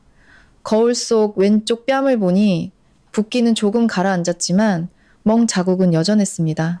파운데이션을 얇게 발랐지만 피부에 남은 손자국은 완전히 가려지지 않았습니다. 결국 저는 화장을 포기하고 마스크를 썼습니다. 부끄러워서가 아니라 제가 얼마나 아픈지 그들에게 보여주고 싶지 않았기 때문입니다. 캐리어를 방 중앙으로 끌어내 지퍼를 다시 한번 확인하고 있을 때 수진이에게서 문자가 왔습니다. 괜찮아? 나 이제 내려가. 무슨 일 있으면 바로 연락할게. 수진이는 거의 바로 답장했습니다. 녹음 켜는 거 잊지 마. 저는 그 문자를 보고 혼자 고개를 끄덕였습니다. 맞습니다. 의심해서가 아니라 어제 이후로 너무나 명확히 깨달았기 때문입니다. 한번 남을 억누르는데 익숙해진 사람들은 어떻게든 이야기를 자신에게 유리한 방향으로 왜곡하려 든다는 것을요. 저는 녹음 앱을 켜고 스마트폰을 외투 주머니에 넣었습니다. 아래층으로 내려가기 전 제 이야기가 여러분의 평안한 노년에 조금이나마 보탬이 될 수 있도록 구독과 좋아요 한 번씩만 부탁드립니다. 이 채널을 시청해주시는 모든 분들의 가정에 늘 건강과 평안이 가득하시기를 기원합니다. 문을 열자 2층 복도는 텅 비어 있었습니다. 아래층 주방에서부터는 고소한 참기름 냄새와 함께 따뜻한 죽 냄새가 희미하게 풍겨왔습니다. 저는 캐리어를 벽에 조용히 세워두고 한 계단 한 계단 내려갔습니다. 거실에 도착하자 박 여사가 식탁에 반듯하게 앉아있는 것이 보였습니다. 그 앞에는 김이 모락모락 나는 죽 한 그릇이 놓여 있었습니다. 민지는 맞은편에 앉아 노골적으로 저를 쏘아보고 있었고 재욱은 상석에 앉아 있었습니다. 어제 국물에 데인 뺨이 살짝 붉어져 있어 험악하면서도 초라해 보였습니다. 아무도 제게 앉으라고 권하지 않았습니다. 그들은 그저 제가 어느 정도까지 저 자세로 나올지 지켜보고 있을 뿐이었습니다. 박 여사가 먼저 입을 열었습니다. 느리고 엄한 목소리였습니다. 앉아라. 오늘 엄마가 한 번은 확실히 짚고 넘어가야겠다. 저는 의자를 끌어와 허리를 꼿꼿이 세우고 앉았습니다. 네, 어머님, 말씀하세요. 그녀는 제 머리부터 발끝까지 훑어보았습니다. 시선은 제 마스크 위에서 잠시 멈췄다가 이내 말을 이었습니다. 어제 일, 엄마는 누구 편도 들지 않는다. 하지만 며느리로서 윗사람 아랫사람 가릴 줄 알아야지. 시집 온 지 얼마나 됐다고 남편한테 대들고 시누이한테 대들고 시어미한테까지 그렇게 구는 건 못 쓴다. 저는 침묵했습니다. 그녀는 계속했습니다. 솔직히 말해서 네가 이 집에서 조용히 살고 싶다면 가장 먼저 해야 할 일은 사과하는 거야. 저는 고개를 들었습니다. 제대로 된 대화라는 것이 결국 도덕적인 훈계를 가장한 신문이라는 것을 깨달았습니다. 저는 박 여사를 똑바로 쳐다봤습니다. 이상하게도 마음은 잔잔했습니다. 아마 사람이 한계까지 내몰리면 분노는 빠르게 지나가고 그 자리에 차가운 이성만이 남는 모양입니다. 제가 물었습니다. 누구에게 사과하라는 말씀이세요? 박 여사는 마치 준비라도 한 듯 즉시 대답했습니다. 우선 네 남편에게 사과해야지. 아무리 그래도 식사 중에 남편에게 그렇게 대드는 건 아니야. 그 다음엔 나와 민지에게 버릇없이 군 태도를 사과해라. 며느리가 어제처럼 행동하는 건 용납할 수 없는 일이야. 저는 조용히 고개를 끄덕인 뒤 재욱을 쳐다보았습니다. 그는 턱을 치켜든 채 제가 굴복하기를 기다리는 듯한 자세로 앉아 있었습니다. 그의 뺨은 여전히 살짝 붉었지만 눈빛에는 조금의 후회도 담겨 있지 않았습니다. 제가 물었습니다. 그럼 어제 제가 맞은 건 어떻게 되는 건가요? 재욱이 입꼬리를 비틀었습니다. 그 얘기를 또 꺼내고 싶어? 왜 꺼내면 안 되죠? 당신은 당신 어머니와 여동생 앞에서 나를 때렸어요. 그 이야기가 가장 먼저 나와야 하는 거 아닌가요? 민지가 즉시 끼어들었습니다. 형님 그만 좀 해요. 우리 오빠가 너무 화나서 실수한 거잖아요. 형님은요? 형님 때문에 온 가족이 이게 무슨 꼴이에요? 저는 그녀를 돌아보며 말했습니다. 너무 화나서 아내를 때린 게 네 눈에는 그냥 실수로 보이니? 민지는 잠시 할 말을 잃더니 이내 고개를 획 돌렸습니다. 박 여사는 분위기가 다시 험악해지자 서둘러 말했습니다. 그만. 어제 일 자꾸 꺼내봤자 해결되는 건 아무것도 없어. 내가 너를 부른 건 앞으로 어떻게 할지 방향을 정하기 위해서야. 네가 진심으로 이 결혼 생활을 이어가고 싶다면 내 그 잘난 자존심부터 좀 낮춰야 해. 저는 잠시 가만히 있다가 물었습니다. 구체적으로 어떻게 말인가요? 박 여사는 느리지만 단호하게 한마디씩 내뱉었습니다. 첫째, 재욱이와 우리 모두에게 사과해라. 둘째, 다시는 어제처럼 말대꾸하지 마. 셋째, 휴가 끝나면 회사에 가서 한가한 부서로 옮기든가 아니면 당분간 집에서 쉬어. 이 집이 언제까지 이렇게 시끄러울 수는 없잖니. 그 말을 듣는 순간 헛웃음이 터져 나왔습니다. 이것이 그들이 말하는 제대로 된 대화였습니다. 잘못을 인정하거나 관계를 회복하기 위해서가 아니라 가정의 평화라는 명분 아래 저에게 그들의 모든 조건을 받아들이라고 강요하는 자리였습니다. 저는 마스크를 벗었습니다. 제 뺨에 손자국이 세 사람 앞에 선명하게 드러났습니다. 제가 말했습니다. 어머님, 잘 보세요. 이게 제가 제 자존심을 낮추지 않은 대가입니다. 박 여사는 눈을 깜빡이더니 재빨리 시선을 피했습니다. 유난 떨지 마라. 제가 유난을 떠는 건가요? 아니면 어머님 댁 식구들이 모든 선을 넘고 있는 건가요? 그때 재욱이 입을 열었습니다. 낮지만 으르렁거리는 목소리였습니다. 할 말 다 했어? 저는 그를 돌아보며 말했습니다. 아니요. 당신에게 물어볼 게 하나 더 있어요. 누가 당신 멋대로 내 상사에게 전화해서 내 퇴사 문제를 거론하라고 허락했죠? 재욱은 순간 멈칫했습니다. 아주 짧은 순간이었지만 저는 똑똑히 보았습니다. 그가 대답했습니다. 나는 네 남편이야. 우리 가족에게 좋은 일이라고 생각해서 말한 거야. 가족에게 좋은 일이요? 아니면 나를 통제하기 좋은 일이요? 공기가 얼어붙었습니다. 박 여사가 황급히 끼어들었습니다. 너는 말을 어떻게 그렇게 하니? 남편이 너를 걱정해서 그런 걸 가지고 의심이나 하고 말이야. 저는 그녀를 똑바로 보며 말했습니다. 정말 저를 걱정했다면 결혼하기도 전에 저 몰래 제 상사에게 전화하지는 않으셨겠죠. 민지는 입을 벌린 채 재욱을 쳐다봤습니다. 아마 그제야 그 사실을 안 모양입니다. 재욱의 얼굴은 더욱 어두워졌습니다. 그가 책상을 내리쳤습니다. 그래서 네가 원하는 게 대체 뭔데? 저는 생각할 필요도 없이 즉시 대답했습니다. 존중이요? 재욱이 비웃었습니다. 존중? 어제처럼 행동하고도 존중받길 바라는 거야? 저는 천천히 대답했습니다. 존중은 고개 숙일 줄 아는 사람에게만 주어지는 게 아니에요. 그 말에 식탁의 모두가 침묵했습니다. 저는 의자를 뒤로 밀고 일어섰습니다. 박 여사가 다급하게 물었습니다. 어디 가려는 거냐? 이 대화는 여기까지만 해도 충분한 것 같습니다. 재욱도 벌떡 일어났습니다. 앉아. 아무도 너 가라고 허락 안 했어. 저는 그를 보았습니다. 목소리는 평온했습니다. 당신이 착각했네요. 당신이 내게 손을 댄 그 순간부터 당신은 더 이상 내가 앉을지 설지 머무를지 떠날지를 결정할 권리가 없어요.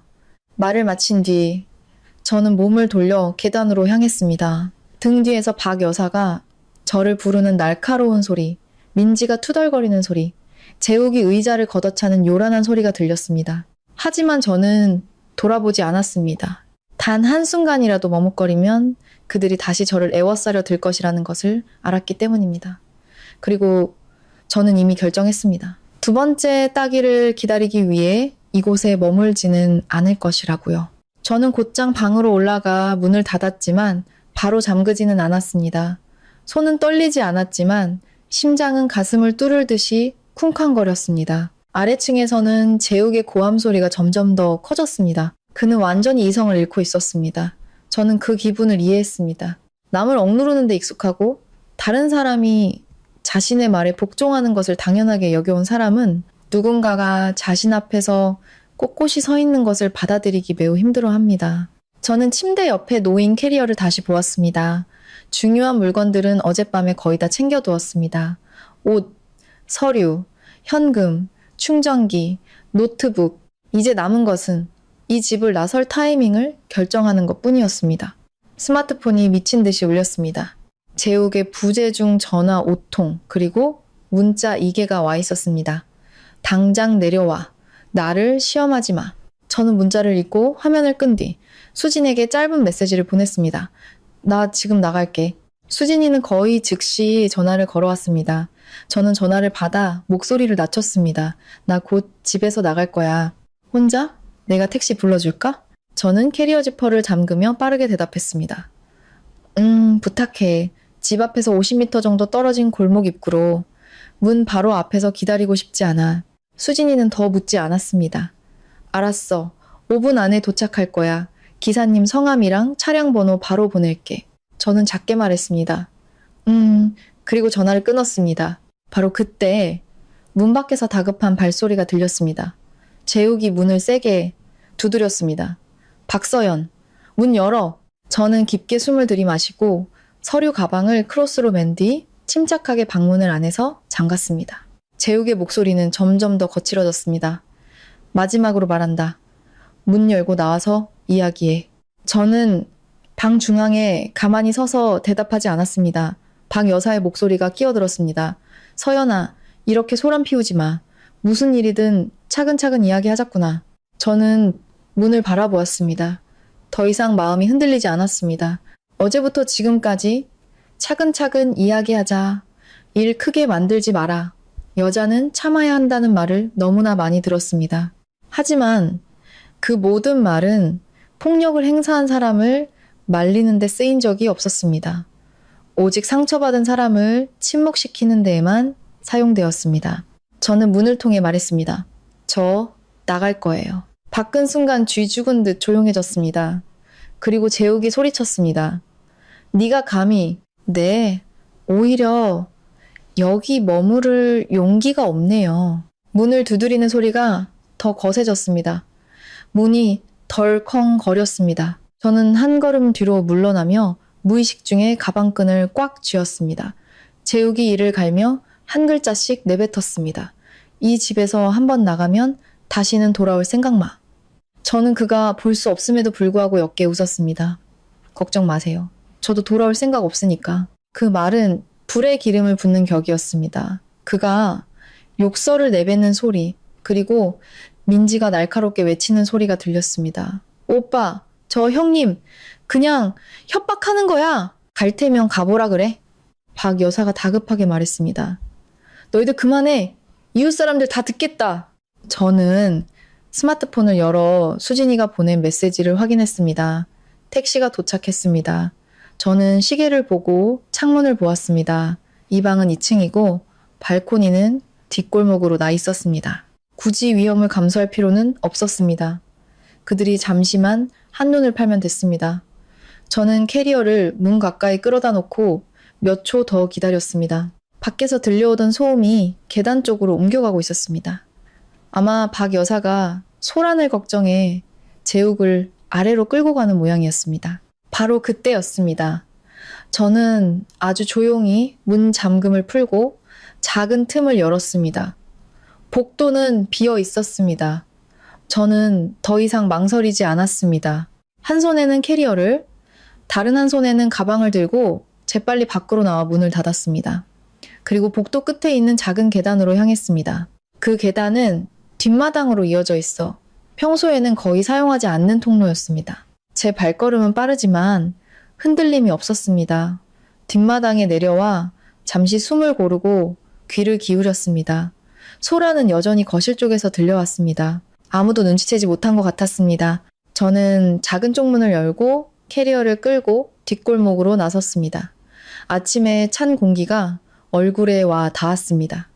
이상하게도 상쾌하고 숨통이 트이는 기분이었습니다. 이 집을 떠난 지 불과 몇십 초밖에 되지 않았는데도 가슴을 짓누르던 압박감이 사라졌습니다. 골목 입구로 돌아 나가자 흰색 택시가 약속된 장소에 서 있었습니다. 기사님이 창문을 내리며 물었습니다. 박서연님 맞으시죠? 저는 고개를 끄덕였습니다. 네, 트렁크 좀 열어주세요. 캐리어를 트렁크에 싣는 순간 재욱에게서 전화가 걸려왔습니다. 저는 화면을 보고받지 않은 채 그냥 끊어버렸습니다. 곧이어 또 다른 전화가, 그리고 또 다른 전화가 걸려왔습니다. 저는 그 자리에서 바로 그의 번호를 차단했습니다. 뒷좌석에 앉아 방금 빠져나온 그 집으로 이어지는 작은 골목을 돌아보았습니다. 겉보기에는 아무 일도 없는 평화로운 집이었습니다. 그 안에서 방금 무슨 일이 있었는지 아무도 모를 것입니다. 저는 마스크를 고쳐 쓰고 의자에 머리를 기댄 채 천천히 숨을 내쉬었습니다. 차가 움직이기 시작했습니다. 저는 이 순간부터 더 이상 그 집의 새며느리가 아니라는 것을 알았습니다. 저는 오직 저 자신, 제 인생 최대의 실수로부터 스스로를 구해낸 한 여자일 뿐이었습니다. 차가 작은 골목을 벗어나 아침에 분주한 도로에 합류했습니다. 저는 뒷좌석에 앉아 있었습니다. 밖은 이미 해가 떴지만 두 손은 여전히 얼음장처럼 차가웠습니다. 차단했음에도 불구하고 모르는 번호로 계속 전화가 걸려왔습니다. 누구인지 짐작할 필요도 없었습니다. 그 집안 사람들은 저를 순순히 보내주지 않을 것입니다. 저를 아껴서가 아니라 자신들의 통제에서 벗어나는 것을 용납하지 못하기 때문이었습니다. 차창을 조금 열자 바람과 함께 익숙한 도로의 소음이 밀려 들어왔습니다. 그런데 이상하게도 그 집 안에서 보냈던 그 어떤 순간보다 마음이 편안했습니다. 불과 이틀 전, 저는 웨딩드레스를 입고 하객들 앞에서 웃으며 새로운 보금자리로 들어선다고 믿었습니다. 그런데 지금 저는 캐리어를 트렁크에 싣고 뺨에는 손자국을 숨긴 채 택시에 앉아 있었습니다. 마음은 아팠지만 머리는 그 어느 때보다 맑았습니다. 수진이가 메시지를 보냈습니다. 도착하면 연락해. 저는 이라고 답장했습니다. 그리고 잠시 망설이다가 덧붙였습니다. 고마워. 그녀는 거의 바로 답장했습니다. 쓸데없는 소리 하지 말고 와서 얘기해. 저는 그 문자를 보며 코끝이 찡해졌습니다. 때로는 인생 최악의 순간에 이런 단순한 한마디만으로도 혼자가 아니라는 위로를 받기에 충분했습니다. 차로 20분쯤 더 달려 수진이가 사는 아파트에 도착했습니다. 로비에 내리자 수진이가 이미 기다리고 있었습니다. 저를 보자마자 달려와 아무 말 없이 저를 꼭 쫓아주었습니다. 저는 잠시 굳어 있다가 천천히 그녀를 마주 안았습니다.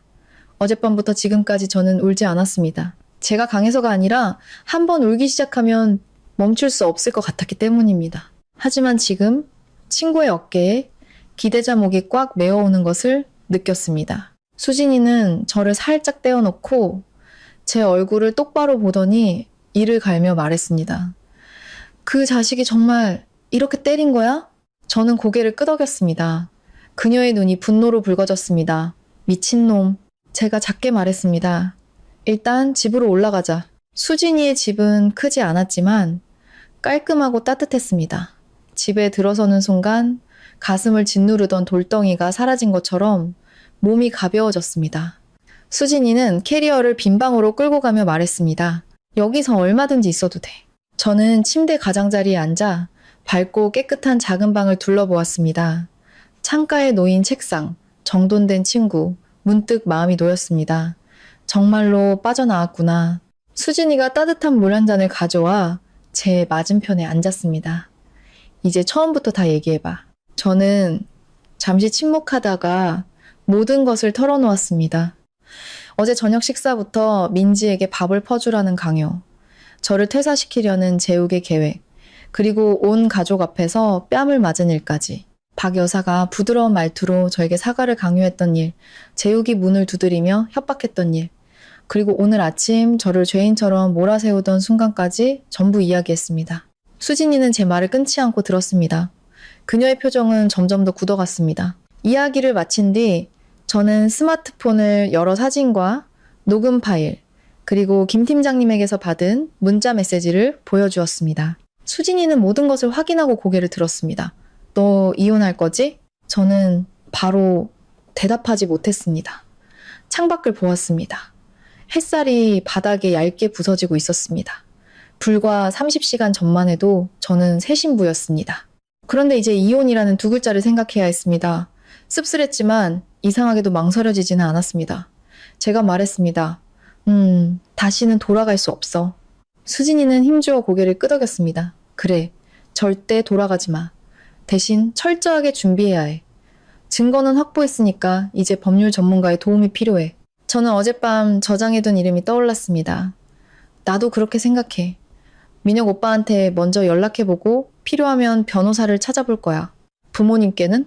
말씀드렸어? 저는 고개를 저었습니다, 아직. 거기 있을 때는 차마 말씀드릴 수가 없었어. 부모님이 걱정하시다가 일을 크게 만드실까봐. 그래도 말씀드려야 해. 하지만 네 마음이 좀 진정되면 오늘 오후에 하자. 지금은 우선 좀 쉬고 뭐라도 먹어. 저녁에 다시 한번 모든 걸 정리해보자. 저는 고개를 끄덕였습니다. 맞습니다. 저는 감정에 휩쓸릴 게 아니라 정신을 차려야 했습니다. 실패한 결혼 생활을 슬퍼하는데 시간을 낭비할 게 아니라 한 걸음 한 걸음 올바른 길을 찾아 나아가야 했습니다. 스마트폰이 다시 울렸습니다. 또 다른 모르는 번호였습니다. 저는 잠시 쳐다보다가 전화를 끊었습니다. 30초도 안 돼요. 문자가 왔습니다. 박서연, 대단하네. 집 나갈 용기는 있고? 우리 집이 가만히 있을 것 같아? 민지였습니다. 저는 문자를 읽고 실소를 터뜨렸습니다. 이 지경이 되어서도 협박이 저를 돌아오게 할 방법이라고 생각하는 모양입니다. 저는 그 문자 화면을 캡처해 증거 폴더에 저장하고 그 번호 역시 차단했습니다. 수진이가 물었습니다. 누구야? 전 신우이 혹은 곧 전 신우이가 될 사람. 말을 뱉고 나니 어제 이후 처음으로 웃을 힘이 생기는 것 같았습니다. 하지만 저는 잘 알고 있었습니다. 그 집을 빠져나온 것은 이제 시작일 뿐이라는 것을. 앞으로 가야 할 길은 멀고 그 집안 사람들은 결코 저를 쉽게 놓아주지 않을 것이라는 것을요. 그날 오후 수진이가 끓여준 라면을 먹고 난 뒤 저는 창가 작은 책상에 앉아 모든 증거 자료를 다시 한번 검토했습니다. 사진, 녹음 파일, 문자 메시지, 시간대별 기록. 정리할수록 머릿속이 명확해졌습니다. 불과 이틀도 안 되는 시간 동안 일어난 혼란스러운 사건들이 나란히 놓고 보니 하나의 명백한 의도를 가진 흐름처럼 보였습니다. 결혼 전부터 저 몰래 상사에게 전화한 재욱의 행동, 저를 퇴사시키려 했던 압박, 그리고 첫 식사 자리를 이용한 길들이기 시도, 그 뒤에 이어진 폭행과 온 가족의 사과 강요까지. 그 어떤 것도 우발적인 일이 아니었습니다. 그저 제가 그들의 선량한 가면을 믿었을 뿐이었습니다. 수진이는 맞은편에 앉아 제가 말하는 시간대별 사건을 종이에 기록하며 물었습니다. 혼인신고서 사본 가지고 있어? 저는 고개를 끄덕였습니다. 서류 가방에? 좋아. 신분증, 근로계약서, 통장 내역, 문자, 녹음, 상해사진. 전부 다 모아둬. 최대한 꼼꼼하게. 저는 서류 가방을 여러 종이 뭉치들을 책상 위에 올려놓았습니다. 그 서류들을 보니 문득 결혼식 전날 밤 어머니의 당부가 떠올랐습니다. 딸아, 시집가면 누구보다 너 자신을 먼저 아껴야 한다. 그때 저는 어머니가 너무 과하게 걱정하신다고 웃어넘겼습니다. 하지만 지금 이곳에 앉아 있으니 먼저 살아본 어른들의 말씀은 직접 겪어봐야만 그 의미를 절실히 깨닫게 된다는 것을 알았습니다. 저는 스마트폰을 들어 민혁 오빠에게 전화를 걸었습니다. 신호음이 꽤 오래 울린 뒤에야 그가 전화를 받았습니다. 여보세요? 오빠, 저 서연이에요. 사촌 동생. 그의 목소리에 놀란 기색이 스쳤습니다. 아, 서연이. 웬일이야? 저는 수진이를 한번 쳐다본 뒤 단도직입적으로 말했습니다. 오빠, 제가 결혼 관련해서 법적인 문제로 여쭤볼 게 있어서요. 상황이 좀 급해요. 민혁 오빠는 잠시 침묵하더니 말했습니다. 급한 일이면 일단 간단하게라도 말해봐. 저는 남편에게 맞은 사실, 퇴사를 강요받은 일, 정신적, 경제적으로 통제하려는 정황, 그리고 이미 시댁을 나와 모든 증거를 가지고 있다는 사실을 간결하게 설명했습니다. 제 이야기를 다 듣고 난 뒤 그의 목소리가 낮아졌습니다. 일단 가장 먼저 병원에 가서 상해 진단서를 발급받아 최대한 빨리. 둘째, 모든 증거는 절대 수정하거나 삭제하지 말고 그대로 보관해. 셋째, 다시 돌아갈 생각이 없다면 혼인 전문 변호사와 빨리 상담하는 게 좋아. 내가 실력 좋은 여자 변호사 한 분 소개해줄게. 저는 마음이 조금 놓이는 것을 느꼈습니다. 네, 오빠. 정말 고마워요. 그가 덧붙였습니다. 그리고 이제부터 그쪽에서 협박성 전화나 문자가 오면 전부 기록해둬. 그리고 절대 혼자서 남편을 만나지 마. 꼭 누구와 함께 있거나 공개된 장소에서 만나. 네, 알겠습니다. 전화를 끊자 수진이가 물었습니다. 괜찮대? 응, 변호사 소개해 주신대. 수진이가 한숨을 내쉬었습니다. 다행이다. 바로 그때 스마트폰이 울렸습니다. 어머니였습니다. 저는 화면을 보며 손이 무거워지는 것을 느꼈습니다. 언젠가는 말씀드려야 한다는 것을 알았지만 막상 그 순간이 닥치자 심장이 조여왔습니다. 수진이가 저를 보며 부드럽게 말했습니다. 받아. 언제까지나 숨길 수는 없어. 저는 통화 버튼을 눌렀습니다. 어머니가 바로 물으셨습니다. 어디니? 아까부터 전화를 안 받아서 걱정했잖아. 목소리가 왜 그러니? 저는 입술을 깨물었습니다. 머릿속으로 준비했던 말들이 목구멍에 걸려 나오지 않았습니다. 결국 제가 할 수 있었던 말은 한마디뿐이었습니다. 엄마, 나 친구 집에 있어. 전화기 저편이 잠시 조용해졌습니다. 친구 집? 시댁에 있는 게 아니고? 저는 눈을 감았습니다. 엄마, 할 말이 있어. 저는 더 이상 숨기지 않고 모든 것을 말씀드렸습니다. 빼거나 더하지도, 가볍거나 무겁게 만들지도 않고 있는 그대로요. 처음에는 애써 침착함을 유지하시던 어머니의 목소리는 제가 재욱에게 뺨을 맞았다고 말하는 부분에서 흐트러졌습니다. 어머니가 숨을 헛들이마시는 소리가 들렸고 멀리서 아버지께서 다급하게 묻는 소리도 들렸습니다. 그놈이 서연이를 때렸다고? 목이 꽉 메어왔지만 저는 말했습니다. 네. 전화기 저편은 몇 초간 침묵이 흘렀습니다. 그리고 어머니께서 우시기 시작했습니다. 그 울음소리는 제 안에 마지막 남은 평정심의 둑을 터뜨려 버렸습니다. 저는 고개를 돌렸습니다. 눈시울이 뜨거워졌습니다. 아버지께서 전화를 넘겨받으셨습니다. 목소리는 떨렸지만 애써 강하게 말씀하셨습니다. 서연아, 무서워하지 마라. 아빠 엄마가 지금 바로 그리로 갈게. 저는 황급히 말했습니다. 아니에요. 그 집에 가지 마세요. 저 이미 거기서 나왔어요. 지금 안전한 곳에 있고 변호사 선임해서 증거 가지고 제대로 처리할 거예요. 아빠 엄마께서 너무 화나서 그 집에 찾아가시면 오히려 저들한테 휘말릴 수 있어요. 아버지께서는 잠시 침묵하시더니 천천히 말씀하셨습니다. 알겠다. 내 말대로 하마. 하지만 이것 하나만 기억해라. 우리 집은 누구도 두려워하지 않는다. 너 더 이상 참고 살지 않아도 돼. 결국 제 눈에서도 눈물이 떨어졌습니다. 그 통화가 끝난 뒤 저는 오랫동안 아무 말 없이 앉아 있었습니다. 수진이는 아무 말 없이 제 앞에 따뜻한 물 한 잔을 놓아주었습니다. 저는 이 순간 더 이상 돌아갈 길은 없다는 것을 알았습니다. 그리고 솔직히 돌아가고 싶지도 않았습니다. 다음날 아침 저는 아주 일찍 일어났습니다. 며칠간 극도의 긴장 상태로 지내서인지 전날 밤 몹시 피곤했음에도 깊이 잠들지 못했습니다. 수진이네 집 창문 커튼 사이로 아침 햇살이 가늘게 들어와 바닥을 비추고 있었습니다. 저는 침대 가장자리에 앉아 조용히 왼쪽 뺨을 만져보았습니다. 붓기는 많이 가라앉았지만 만지면 여전히 욱신거리는 통증이 남아 있었습니다. 그 통증은 더 이상 저를 충격에 빠뜨리지 않았습니다. 만약 제가 마음이 약해진다면 이 모든 것이 다시 반복될 수 있다는 차가운 경고처럼 느껴졌습니다. 수진이는 이미 일어나 부엌에서 분주하게 움직이고 있었습니다. 제가 나가는 소리를 듣고 그녀가 돌아보며 말했습니다. 죽 끓여놨어. 먹고 가. 이따 병원 가야지. 저는 고개를 끄덕였습니다.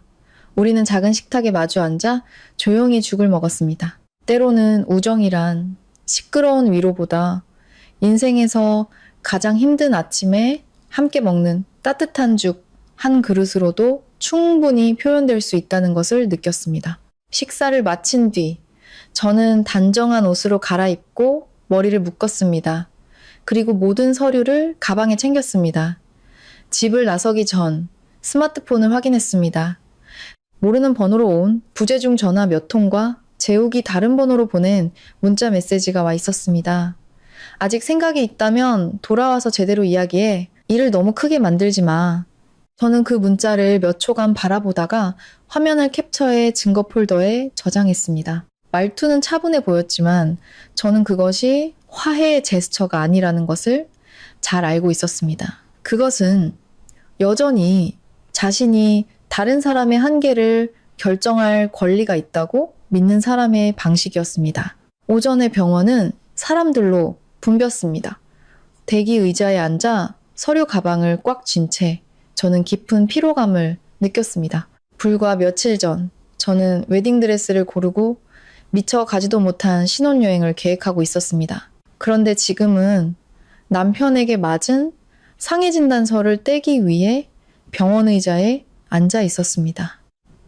의사가 상해 원인을 물었을 때 저는 잠시 숨을 고른 뒤 대답했습니다. 남편에게 맞았습니다. 낯선 사람 앞에서 그 말을 직접 내뱉는 것은 마음이 아픈 일이었습니다. 하지만 이상하게도 그 말을 하고 나니 오히려 마음이 가벼워졌습니다. 진실을 있는 그대로 말하는 것, 그것이 바로 더 이상 스스로를 속이지 않는 첫걸음이었기 때문입니다. 진찰 결과 제 왼쪽 뺨의 연조직 손상 및 부종이 확인되었고 추가적인 관찰이 필요하다는 소견이 나왔습니다. 저는 진단서를 손에 들고 그 위에 적힌 글자들을 읽었습니다. 마음이 차갑게 식어갔습니다. 모든 것이 기록되고 증명되었습니다. 이제 더 이상 누구도 이 일을 실수였다고 쉽게 말하지는 못할 것입니다. 병원에서 나와 저는 민혁 오빠에게 연락했습니다. 얼마 지나지 않아 그는 홍 변호사라는 이름과 함께 연락처를 보내주었습니다. 저는 곧바로 전화를 걸었습니다. 전화기 저편에서는 차분하고 명료한 여성의 목소리가 들려왔습니다. 제 상황을 설명하자 홍 변호사는 오늘 오후에 사무실에서 직접 만날 수 있다고 했습니다. 그녀는 단호하게 말했습니다. 가지고 계신 모든 서류와 증거를 가지고 오세요. 말씀하신 내용이 사실이라면 이 문제는 빨리 처리할수록 좋습니다. 전화를 끊고 저는 병원 정문 앞에 오랫동안 서 있었습니다. 사람들은 바쁘게 오갔고 각자 자신의 삶을 살아가고 있었습니다. 불과 며칠 전만 해도 떠들썩한 결혼식이었던 제 이야기는 이제 상해 진단서와 변호사와의 약속으로 바뀌어 있었습니다. 너무나 순식간에 벌어진 악몽 같은 일이었습니다. 수진이가 옆에서 조용히 물었습니다. 괜찮아? 저는 손에 든 서류를 내려다보며 말했습니다. 적어도 지금 내가 옳은 일을 하고 있다는 건 알겠어. 오후에 우리는 홍 변호사의 사무실을 찾아갔습니다. 저는 그녀의 앞에서 서류 가방에 있던 모든 것을 꺼내 놓았습니다. 상처 사진, 녹음 파일, 문자 메시지, 진단서, 그리고 재욱이 제 직장일에 개입하려 했던 상사와의 대화 내용까지. 홍 변호사는 모든 자료를 꼼꼼히 검토한 뒤 저를 똑바로 바라보며 말했습니다. 그 집에서 바로 나오신 건 정말 잘한 결정입니다. 결혼 생활이 폭력과 강요로 시작되었다면 다시 돌아가는 것은 그 통제의 수위를 높여줄 뿐입니다. 저는 조용히 그녀의 말을 들었습니다. 그녀는 계속했습니다. 이 관계를 끝내기로 결정하셨다면 이혼 소송을 준비하겠습니다. 가장 중요한 것은 상대방의 뒤늦은 사과나 압박에 절대 흔들리시면 안 된다는 겁니다. 만약 그들이 저희 부모님, 댁이나 회사로 찾아와 소란을 피우면 어떡하죠? 계속 협박을 한다면 오히려 우리에게 더 유리해집니다. 모든 증거를 남겨두세요. 지금부터는 절대로 그들을 혼자 만나지 마시고 모든 소통은 문자와 전화 혹은 저를 통해 진행하십시오. 변호사 사무실을 나왔을 때 하늘은 이미 저물고 있었습니다. 길 위의 바람은 뜨거웠지만 제 머릿속은 이상하게 맑았습니다. 모든 것이 해결되어서가 아니었습니다. 뺨을 맞은 그 순간 이후 처음으로 저는 더 이상 무력하게 휩쓸려가지 않는다는 느낌을 받았습니다. 제게는 방향이 생겼고 증거가 있었고 전문가와 친구 그리고 부모님이 뒤에 있었습니다. 만약 그들이 여전히 제가 순종적인 아내로 돌아올 것이라 생각한다면 그것은 제가 그 집을 나서는 택시에 올라탄 그 순간부터 이미 틀린 생각이었습니다. 3주 후 이혼 소장이 정식으로 접수되었습니다. 저는 홍 변호사의 사무실에 앉아 나날이 두꺼워지는 서류철을 보며 마치 제 인생을 휩쓸고 간 폭풍의 기록을 보는 듯한 기분이 들었습니다. 뺨의 상처 사진, 상해 진단서, 그날 저녁에 녹음 파일, 민지의 협박 문자, 돌아오라고 종용하는 재욱의 메시지, 그리고 재욱이 제 직장일에 부당하게 개입했다는 증거까지. 모든 것이 모이자 이것은 더 이상 사소한 다툼이 아니라 처음부터 뿌리부터 잘못된 결혼이었음을 명백히 보여주는 증거가 되었습니다. 시댁은 가만히 있지 않았습니다. 처음에는 재욱이 모르는 번호로 계속 전화를 걸어왔습니다.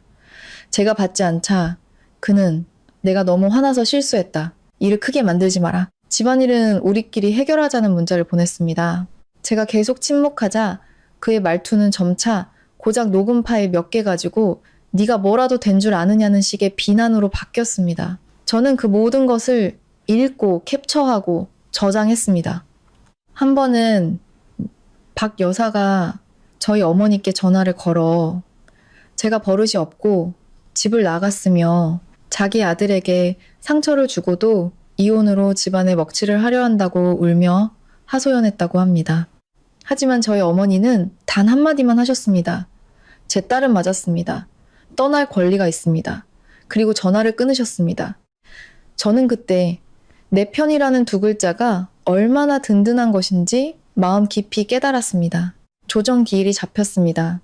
저는 홍 변호사와 함께 법원에 갔습니다. 재욱은 박 여사와 함께 왔습니다. 그는 저를 처음부터 끝까지 분노와 억울함이 뒤섞인 눈빛으로 쳐다봤습니다. 아마 그는 그토록 다정하게 결혼 서약을 했던 여자가 어째서 이렇게까지 냉정하게 자신을 마주하고 있는지 도저히 이해하지 못하는 것 같았습니다. 조정위원이 제게 재결합 의사를 물었습니다. 저는 분명하게 대답했습니다. 없습니다. 이유를 묻자 저는 대답했습니다. 폭력을 쓰는 사람 그리고 강요와 통제를 당연하게 여기는 가족과 더 이상 살 수 없기 때문입니다. 재욱은 즉시 반박했습니다. 딱 한 번 실수한 겁니다. 집을 나가고 일을 키운 건 저 여자입니다. 처음부터 작정한 것처럼 녹음하고 사진까지 찍었습니다. 저는 그를 보았습니다. 더 이상 아프지 않았습니다.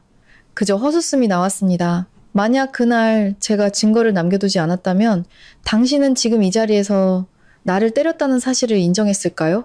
재욱은 할 말을 잃었습니다. 홍 변호사가 테이블 위에 녹음 파일을 올려놓았습니다. 그날의 목소리가 법정 안을 가득 채웠습니다. 마지막으로 말한다. 국더라는 재욱의 고함, 날카로운 마찰음, 꼴 좋다는 민지의 목소리, 그리고 참아야 한다는 박 여사의 목소리까지. 모든 소리는 그들의 마지막 변명까지 잘라내는 가위 소리처럼 선명하게 울려 퍼졌습니다. 그날 이후 모든 절차는 빠르게 진행되었습니다.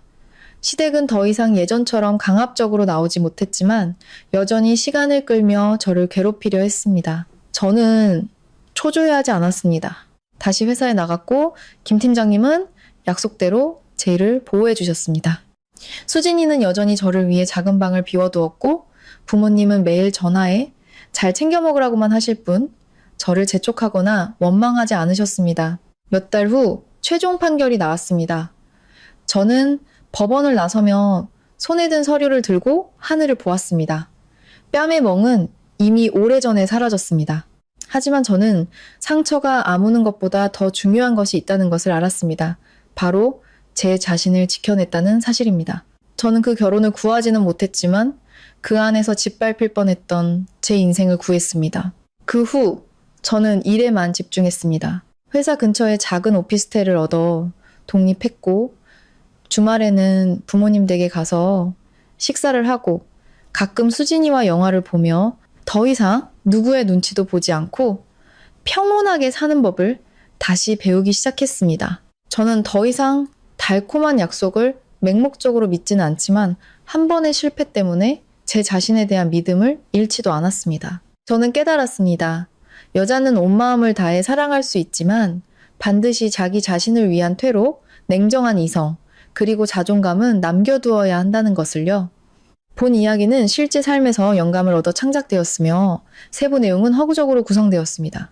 이 이야기를 통해 시청자 여러분께서 삶의 지혜를 얻으실 수 있도록 AI 음성을 사용하여 전달해 드렸습니다.